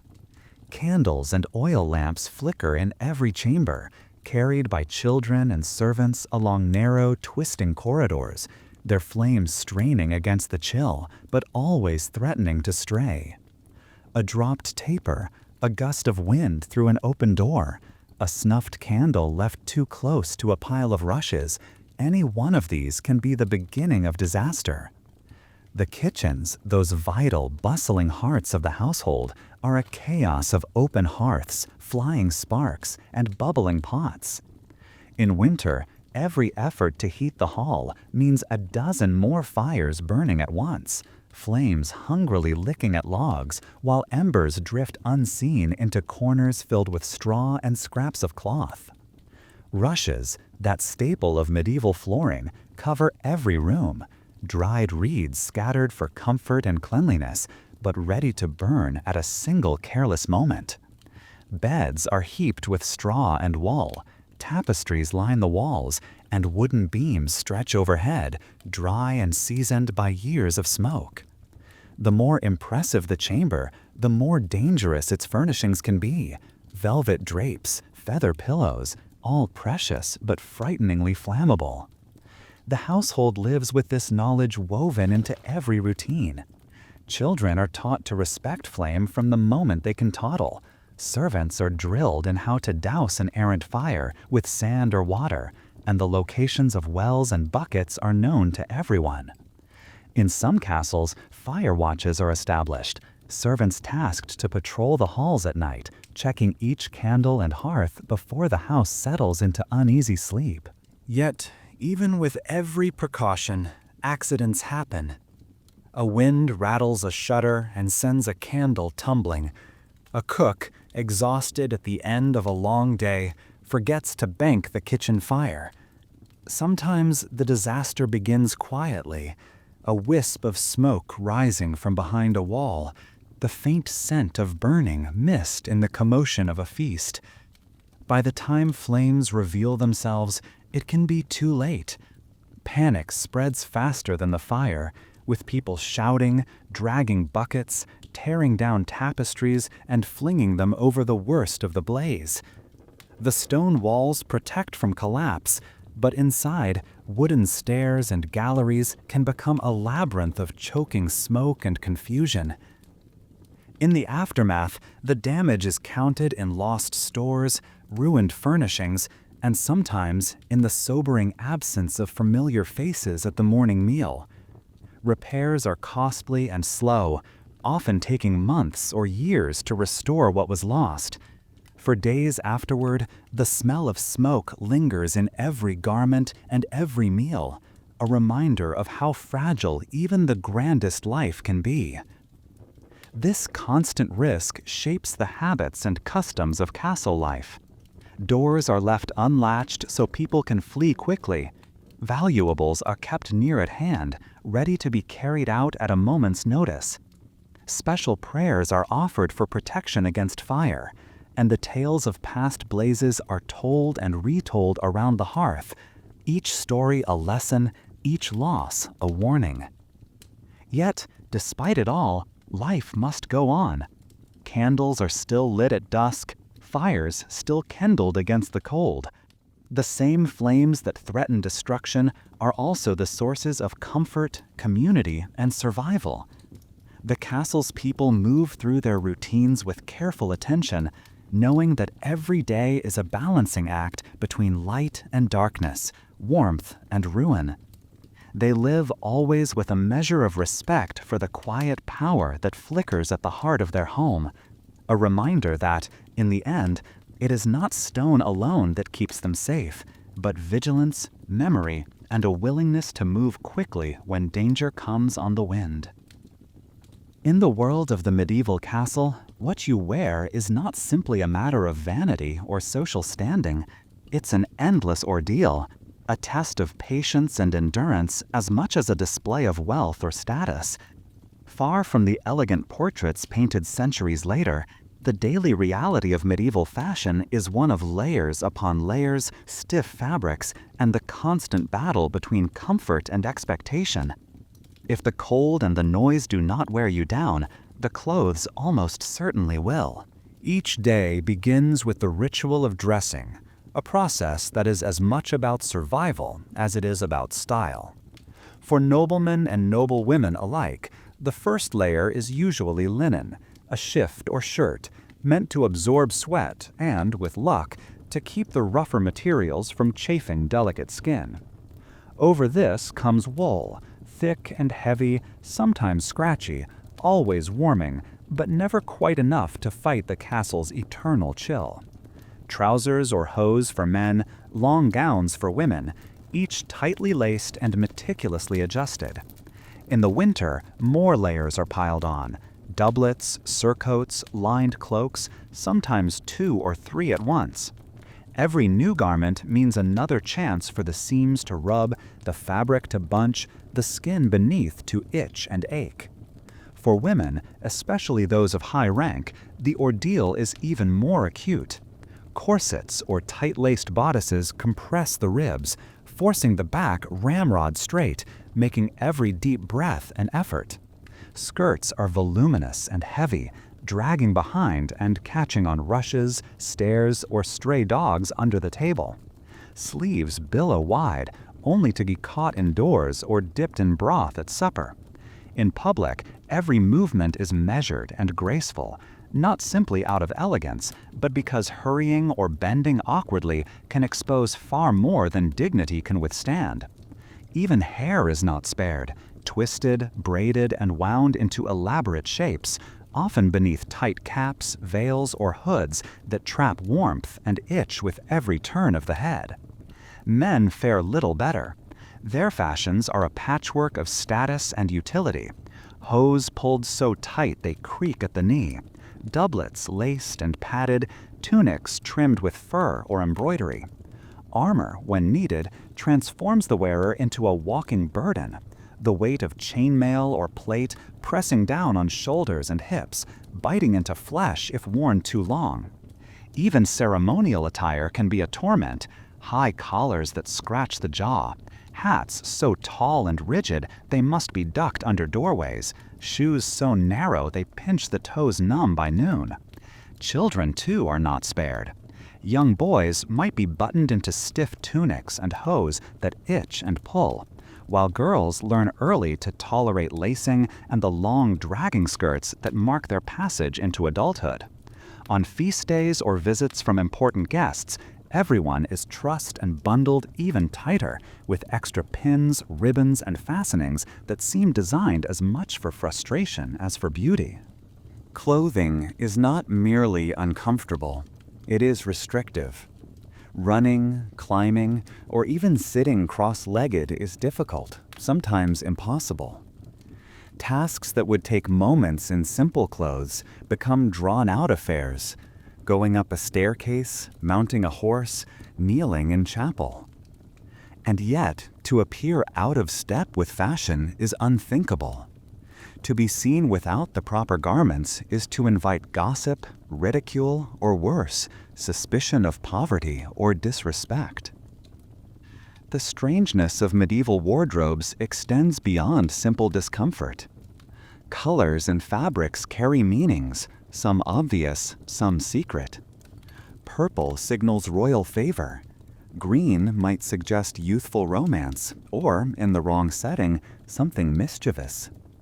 Fur-lined hoods are a mark of wealth, while plain homespun linen announces humility. But every choice is observed, noted, and discussed, the details cataloged and recounted at every gathering. At the end of the day, removing these layers is a relief akin to shedding armor after a long campaign. Backs are rubbed, feet are stretched, and the linen undergarments, stained and weary, are finally exchanged for fresh ones, if there are any left. Yet the ritual will repeat tomorrow and the next day, a cycle as fixed as sunrise and supper. In a world where appearances are everything, and where fashion is as much about control as it is about beauty, clothing is both a shield and a prison. The price of belonging, of being recognized and respected, is paid in discomfort and constraint. Behind every stately portrait and flowing gown, every fur-lined cloak and jeweled belt, is the unspoken truth. To live nobly is to endure, every day, the peculiar trials of medieval dress. Childhood and womanhood within the castle's stone embrace are marked by a quiet current of worry, a thread of anxiety that runs through even the most ordinary days.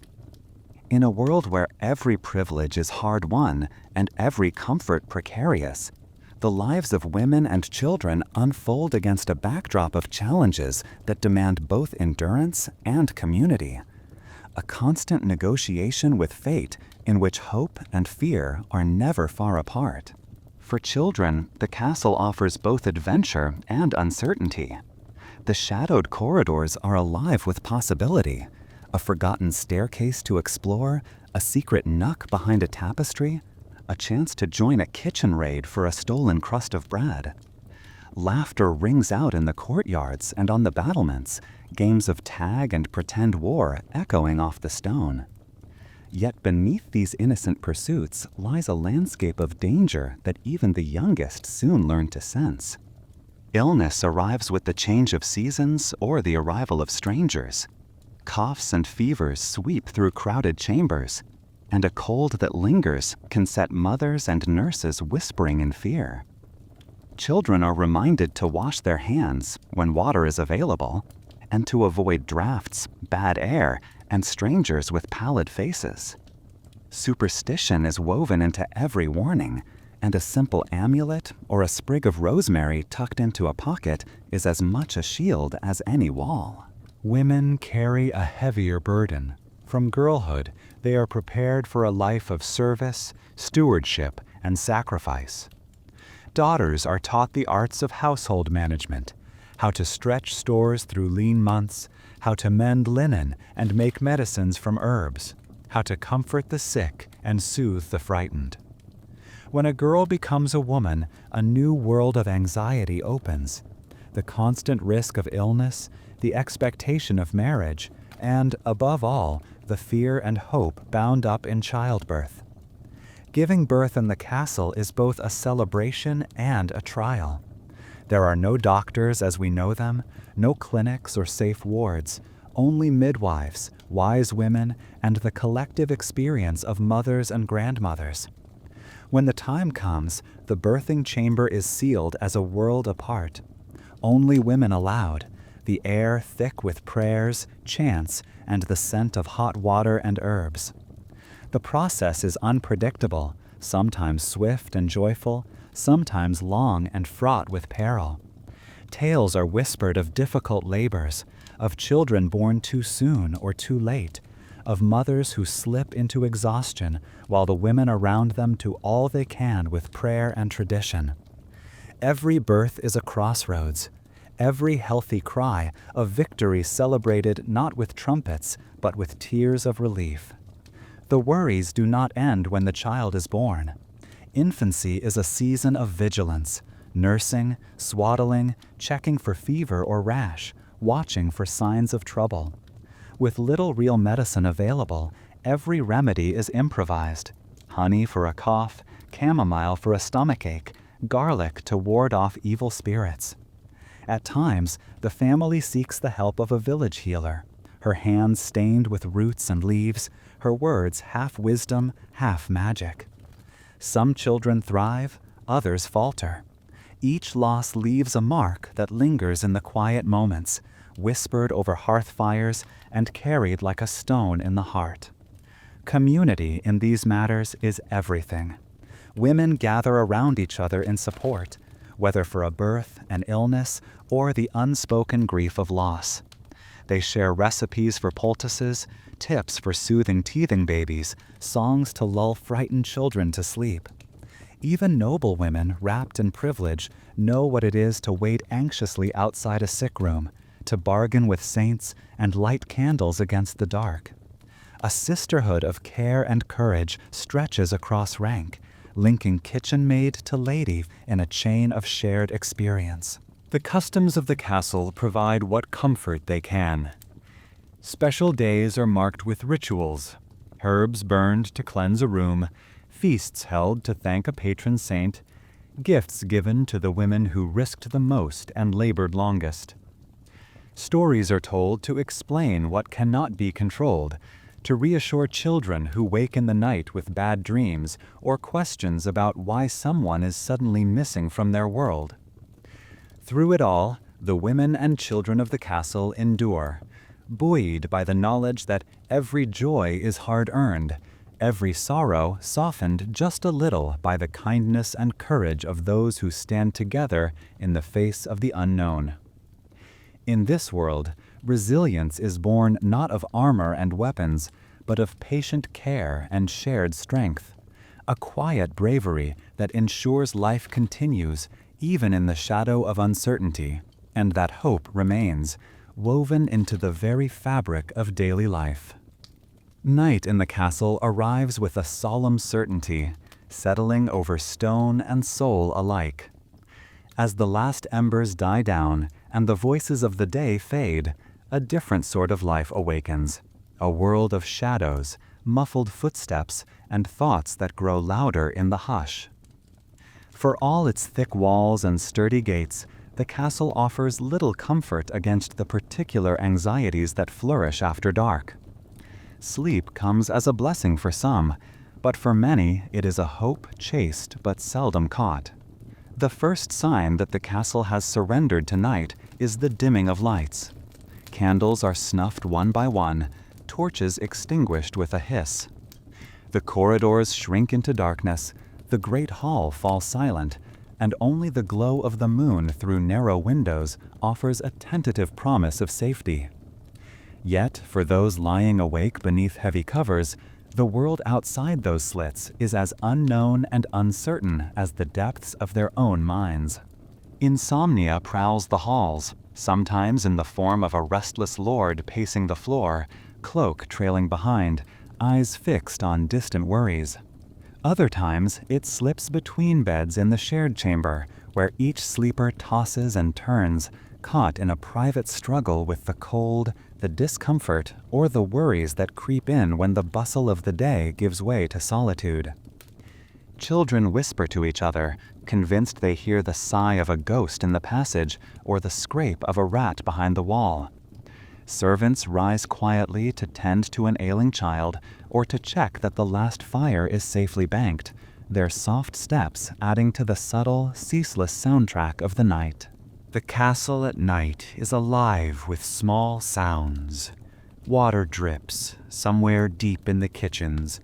Wind moans through unseen cracks, rattling shutters and sending loose rushes skittering across the floor. The distant bark of a dog or the shriek of an owl breaks the silence, setting hearts fluttering and imaginations racing. Every noise carries meaning, sometimes benign, sometimes a trigger for old fears. Was that a loose shutter or a thief at the window? The sigh of wind or the whisper of something altogether stranger? In these hours, reason contends with superstition, and the line between reality and the stories told by firelight grows thin. Anxieties old and new sharpen in the darkness. Lords worry over alliances, threats, and tomorrow's obligations.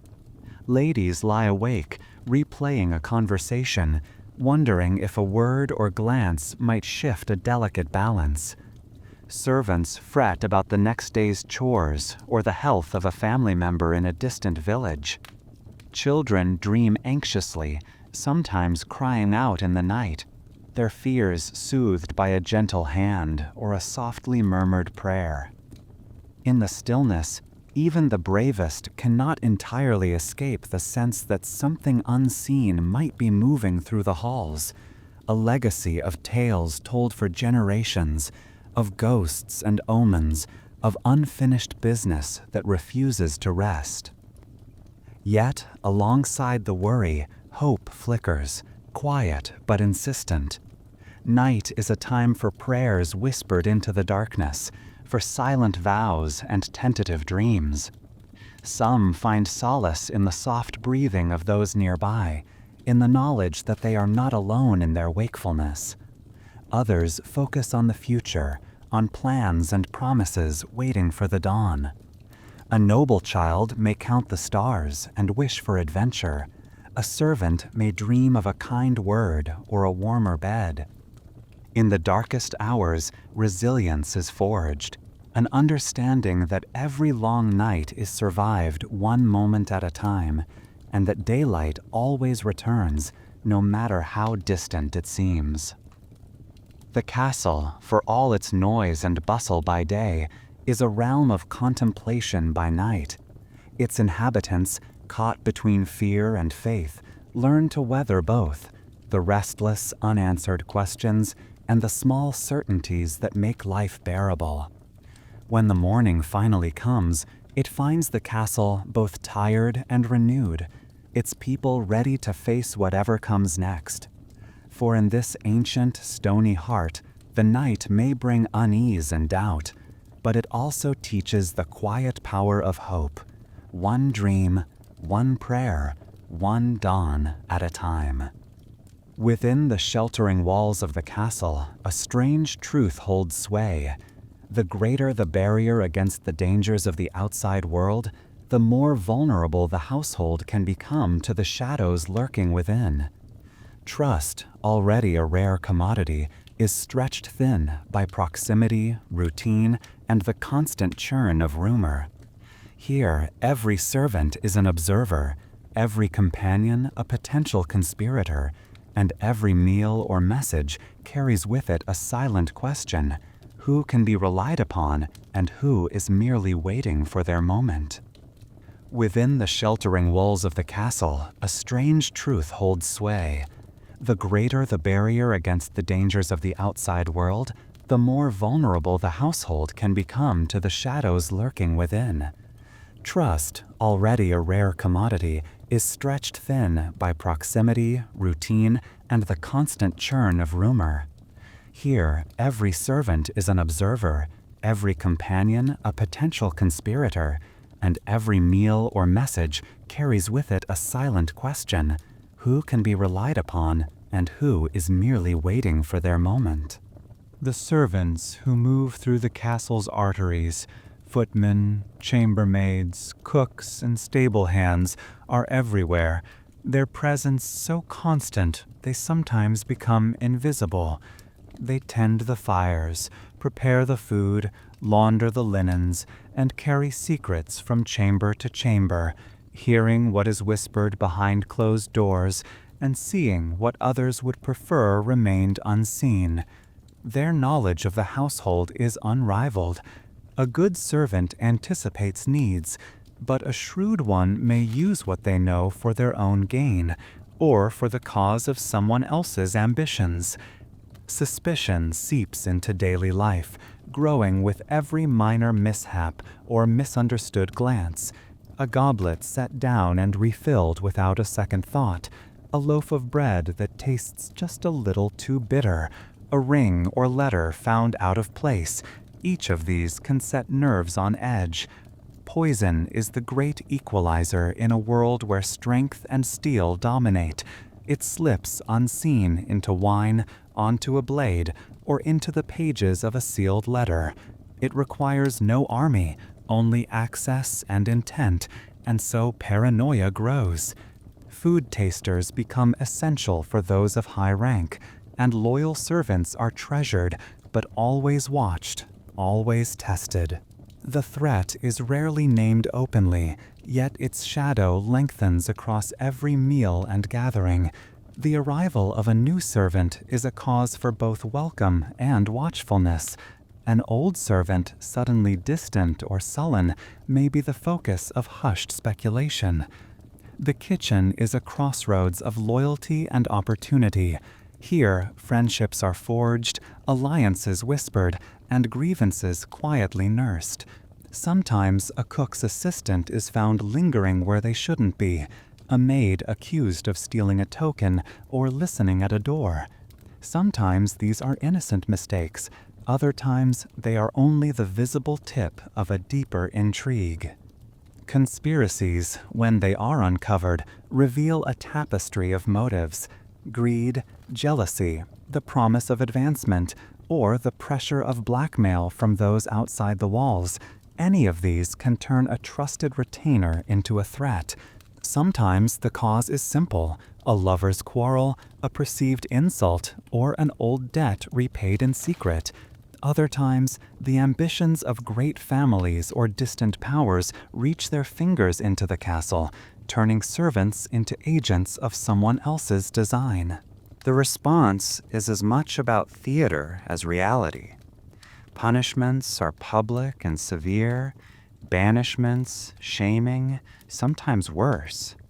Not just to deal with the immediate threat, but to remind everyone that trust is precious and betrayal comes at a heavy price. Yet these displays only drive suspicion deeper, teaching everyone to hide their fears and guard their loyalties with even greater care. For the ruling family, the weight of uncertainty is heavy.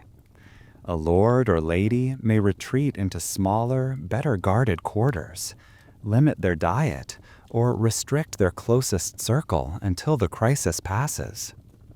Yet such caution carries its own risks. Distance can breed more suspicion, and the isolation that comes with power makes the heart and mind restless, quick to imagine dangers even where none exist. But beneath all this, life must continue. Meals are served, rooms are cleaned, and the castle's routines grind on. Most servants are loyal, bound by years of service and the web of relationships that tie them to the household.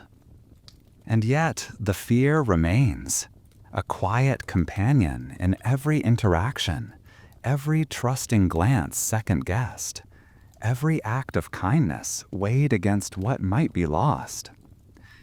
This, perhaps, is the greatest vulnerability of life behind castle walls. The knowledge that while you may keep the world at bay with stone and steel, you are never truly safe from the doubts and dangers that grow in the hearts of those closest to you.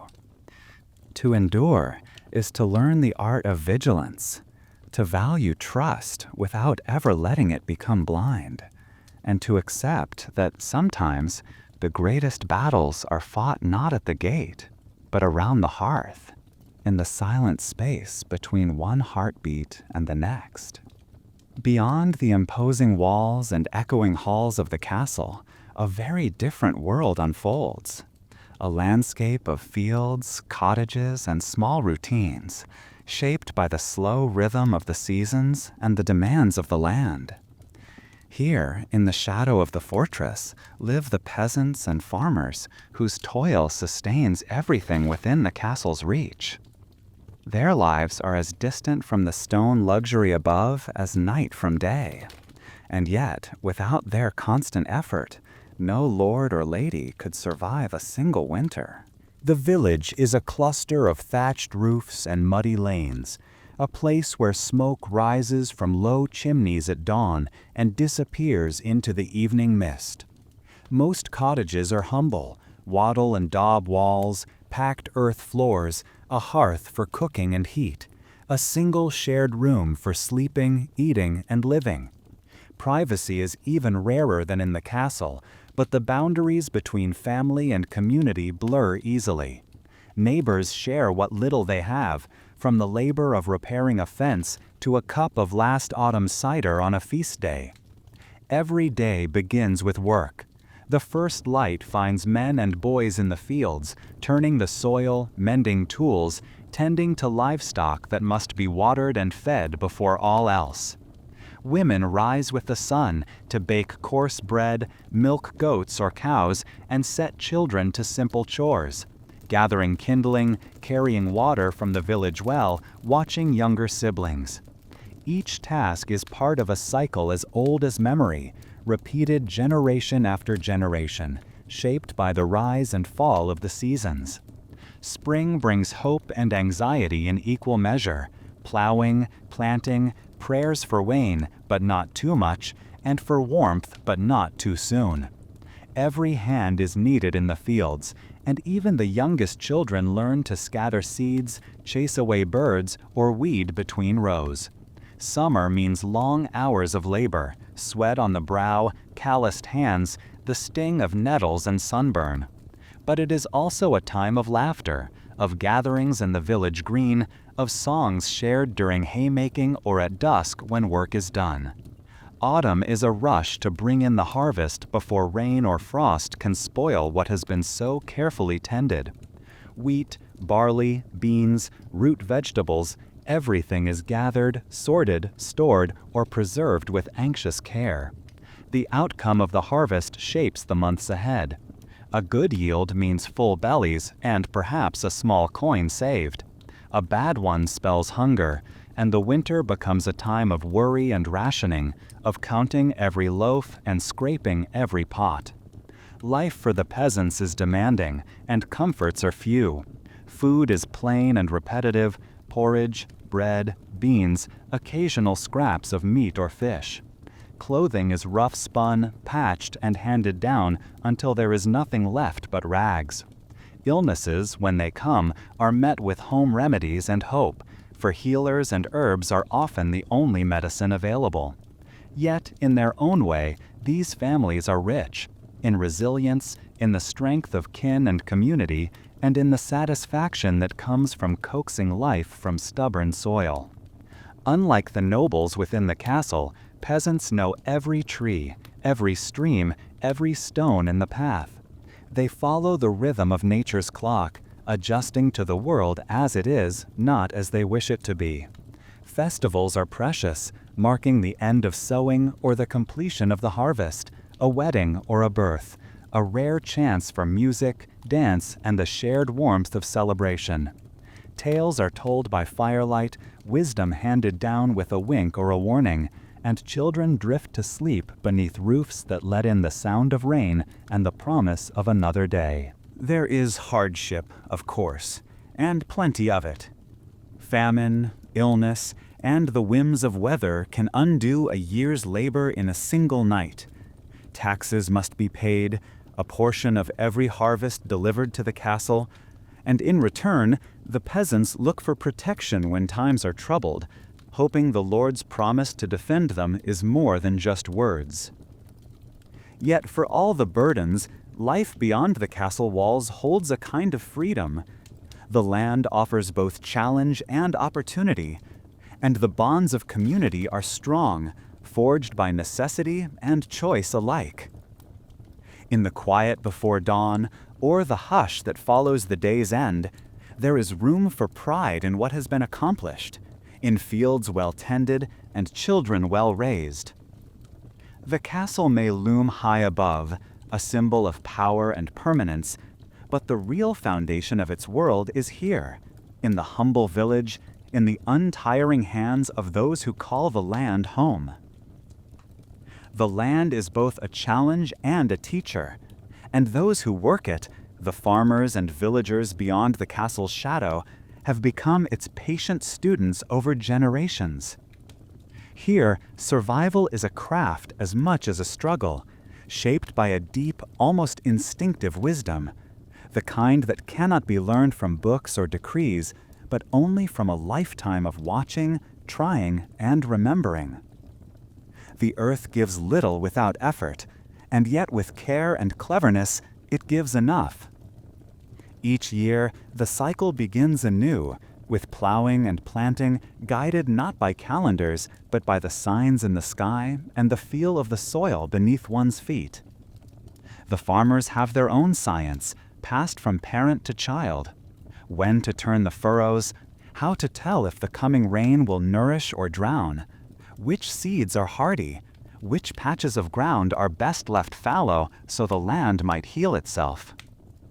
Innovations, when they come, are subtle and practical. A new way to rotate crops to restore exhausted fields, a better method for storing grain against damp or vermin, the discovery that certain herbs protect against blight or insects. These lessons are shared not in schools, but in the fields, on the village green, beside the hearth after supper. Old men recount the mistakes of hungry seasons.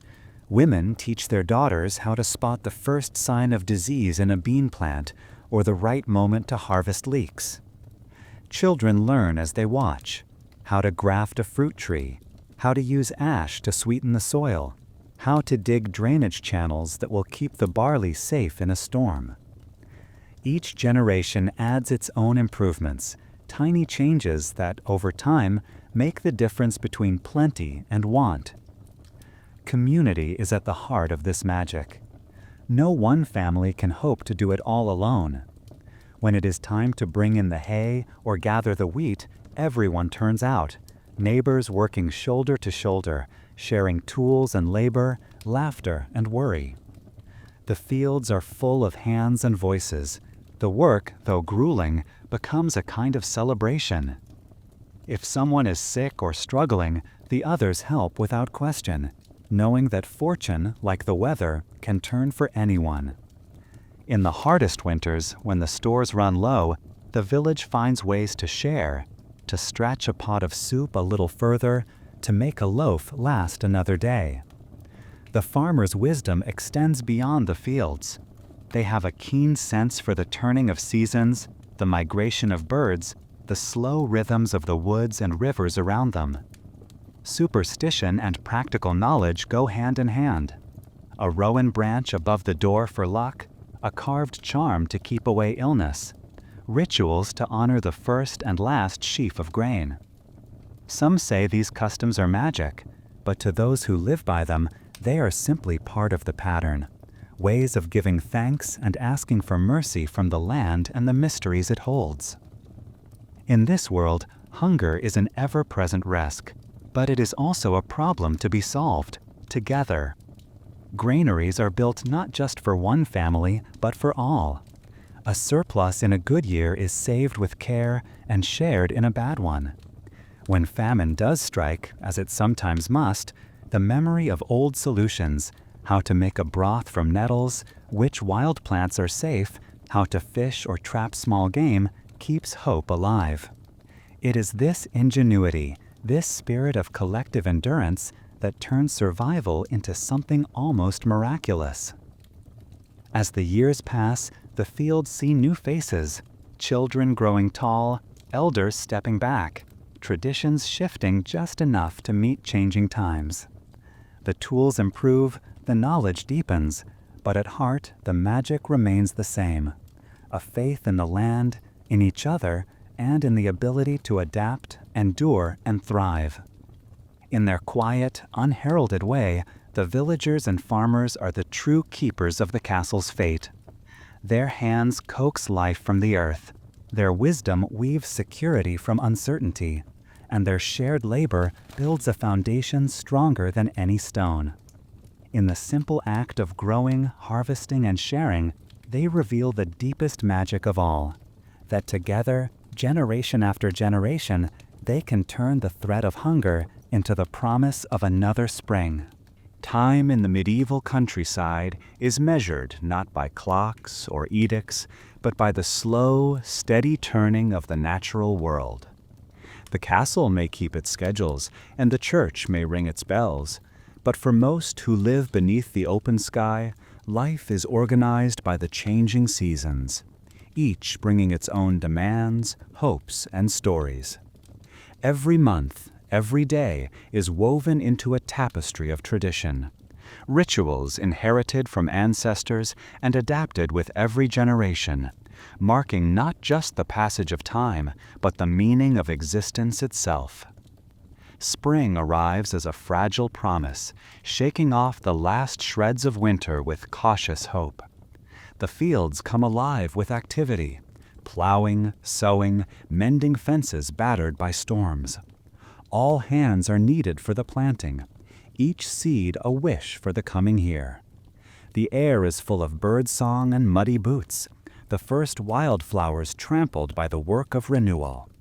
Children sing rhymes to bring good luck to the crops. Neighbors gather to bless the fields, sometimes with a sprinkling of holy water, sometimes with a quietly whispered prayer to older, earthier spirits. The mood is uncertain, equal parts anxiety and anticipation, for everyone knows that a late frost or unexpected storm can undo months of labor. As the days lengthen, summer brings both relief and new burdens. The sun is a mixed blessing, coaxing the fields into abundance, but also bringing heat, drought, and sudden wild storms. Days stretch long. Work begins before sunrise and often continues into dusk. Harvest festivals are still distant, but smaller celebrations, saints' days, marriages, village fairs, dot the calendar, offering respite and a chance for laughter. Folklore blossoms with the season. Tales of shapeshifters in the woods, water sprites in the streams, or lucky charms found beneath the hedgerow become part of the everyday conversation. People look to signs in the sky, cloud patterns, birds flying low, halos around the moon, reading the world for warnings or promises. Autumn is a season of reckoning and gratitude. The fields are busy with harvest. Wheat, barley, beans, apples, turnips, everything gathered and stored with anxious care.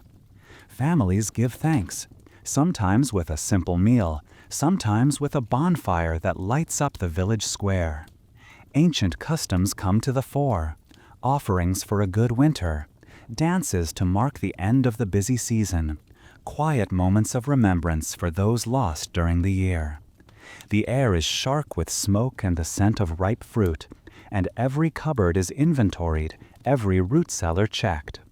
This is also the time when tales grow darker, stories of spirits wandering on chilly nights, warnings for children not to stray after dark. Winter is a season of waiting, of endurance and reflection. The land rests beneath frost or snow, and people draw closer to their hearths, sharing food, warmth, and stories. It is a time for mending, making, and remembering, when the old songs are sung and the legends retold. The shortest days are marked with rituals, candles in the window, evergreens brought indoors, hopes for the sun's return. Scarcity sharpens the senses. Every shared loaf and cup is precious. Yet winter also brings a sense of possibility, the knowledge that, when the days lengthen again, life will renew, and the cycle will begin once more. All of life is under nature's governance, success and sorrow, work and rest. People trust in the old ways, in the wisdom handed down, but also look for small signs of change, a warmer wind, the first green shoot, a bird returning from distant lands. The folk calendar is dotted with markers, holy days, full moons, times for planting, times for letting land lie fallow. Rituals may differ from village to village, but the spirit is the same. Gratitude for what is given, resilience in what is withheld, and a shared anticipation of what may come. In this dance between hope and hardship, nature is both adversary and ally, shaping not only the work of the hands, but also the stories in the heart. Through storms and sunshine, feast and famine, people keep their eyes on the horizon, measuring time not in days, but in seasons, trusting that after every winter, spring will return, bringing with it new growth, new stories, and the next turning of the world's ancient wheel. Night descends once more, closing the circle of another day behind the castle's high walls. The final embers flicker and fade in the great hall. Servants move softly through the shadows, drawing curtains, securing doors, and whispering their good nights. For a brief, delicate moment, stillness seems to settle everywhere. The hush after the day's bustle, the deep breath before another round of dreams and worries begins. Yet the peace is fragile, its quietness laced with the undercurrent of everything that remains unresolved and unsaid. Lying in bed, wrapped in layers against the ever-present chill, each person listens to the castle's nocturnal song, the muted footsteps along stone corridors, the wind nudging shutters and whispering through unseen cracks, the faint rhythmic sigh of sleeping bodies close by. There is a comfort to this chorus, a reassurance in its constancy, yet it also sharpens the sense of vulnerability that lingers just beneath the surface. No wall is thick enough to keep out every fear. No routine can entirely erase the awareness that safety, like comfort, is only ever temporary. The darkness presses in, and the mind begins its restless journey. The day's triumphs and failures replay in memory. A glance from a stranger, a word of kindness, a task left unfinished, a promise made. Shadows in the corners stretch and shift, taking on the shapes of old doubts and fresh hopes. A child curls closer to a parent, seeking warmth and security. A lord lies awake, counting the burdens of leadership. A servant prays for a better tomorrow. Each mind moves through its own landscape, shaped by longing and endurance, by the ever-present balance of threat and trust. It is in these hours, when the world is quietest, that adaptation takes root. The hardships and peculiarities of castle life, endured day after day, become part of the fabric of existence, familiar if not always welcome. The discomfort of the bed, the unpredictability of the cold, the ceaseless chorus of sounds, all these are absorbed and accepted, woven into the rhythm of survival. Small victories matter more at night. The comfort of shared company, the memory of laughter, the silent strength found in making it through another day. Outside, the land lies cloaked in shadow, fields and forests drawn together by the night. Somewhere, a dog barks. In the stables, a horse shifts in its sleep. The castle, so formidable by day, is revealed as delicate and human when the lights are out, a place of people clinging together against uncertainty, sustained not by stone alone, but by the quiet courage that grows in darkness. Eventually, sleep comes, gentle or fitful, carrying each inhabitant beyond the boundaries of walls and worry. And in the hush that follows, something changes, not loudly or all at once, but quietly, in the slow gathering of resolve and understanding. To live in a castle is to live with vulnerability, but it is also to discover the strange strength that comes from facing each new night, from adapting, from finding comfort in connection and hope in endurance.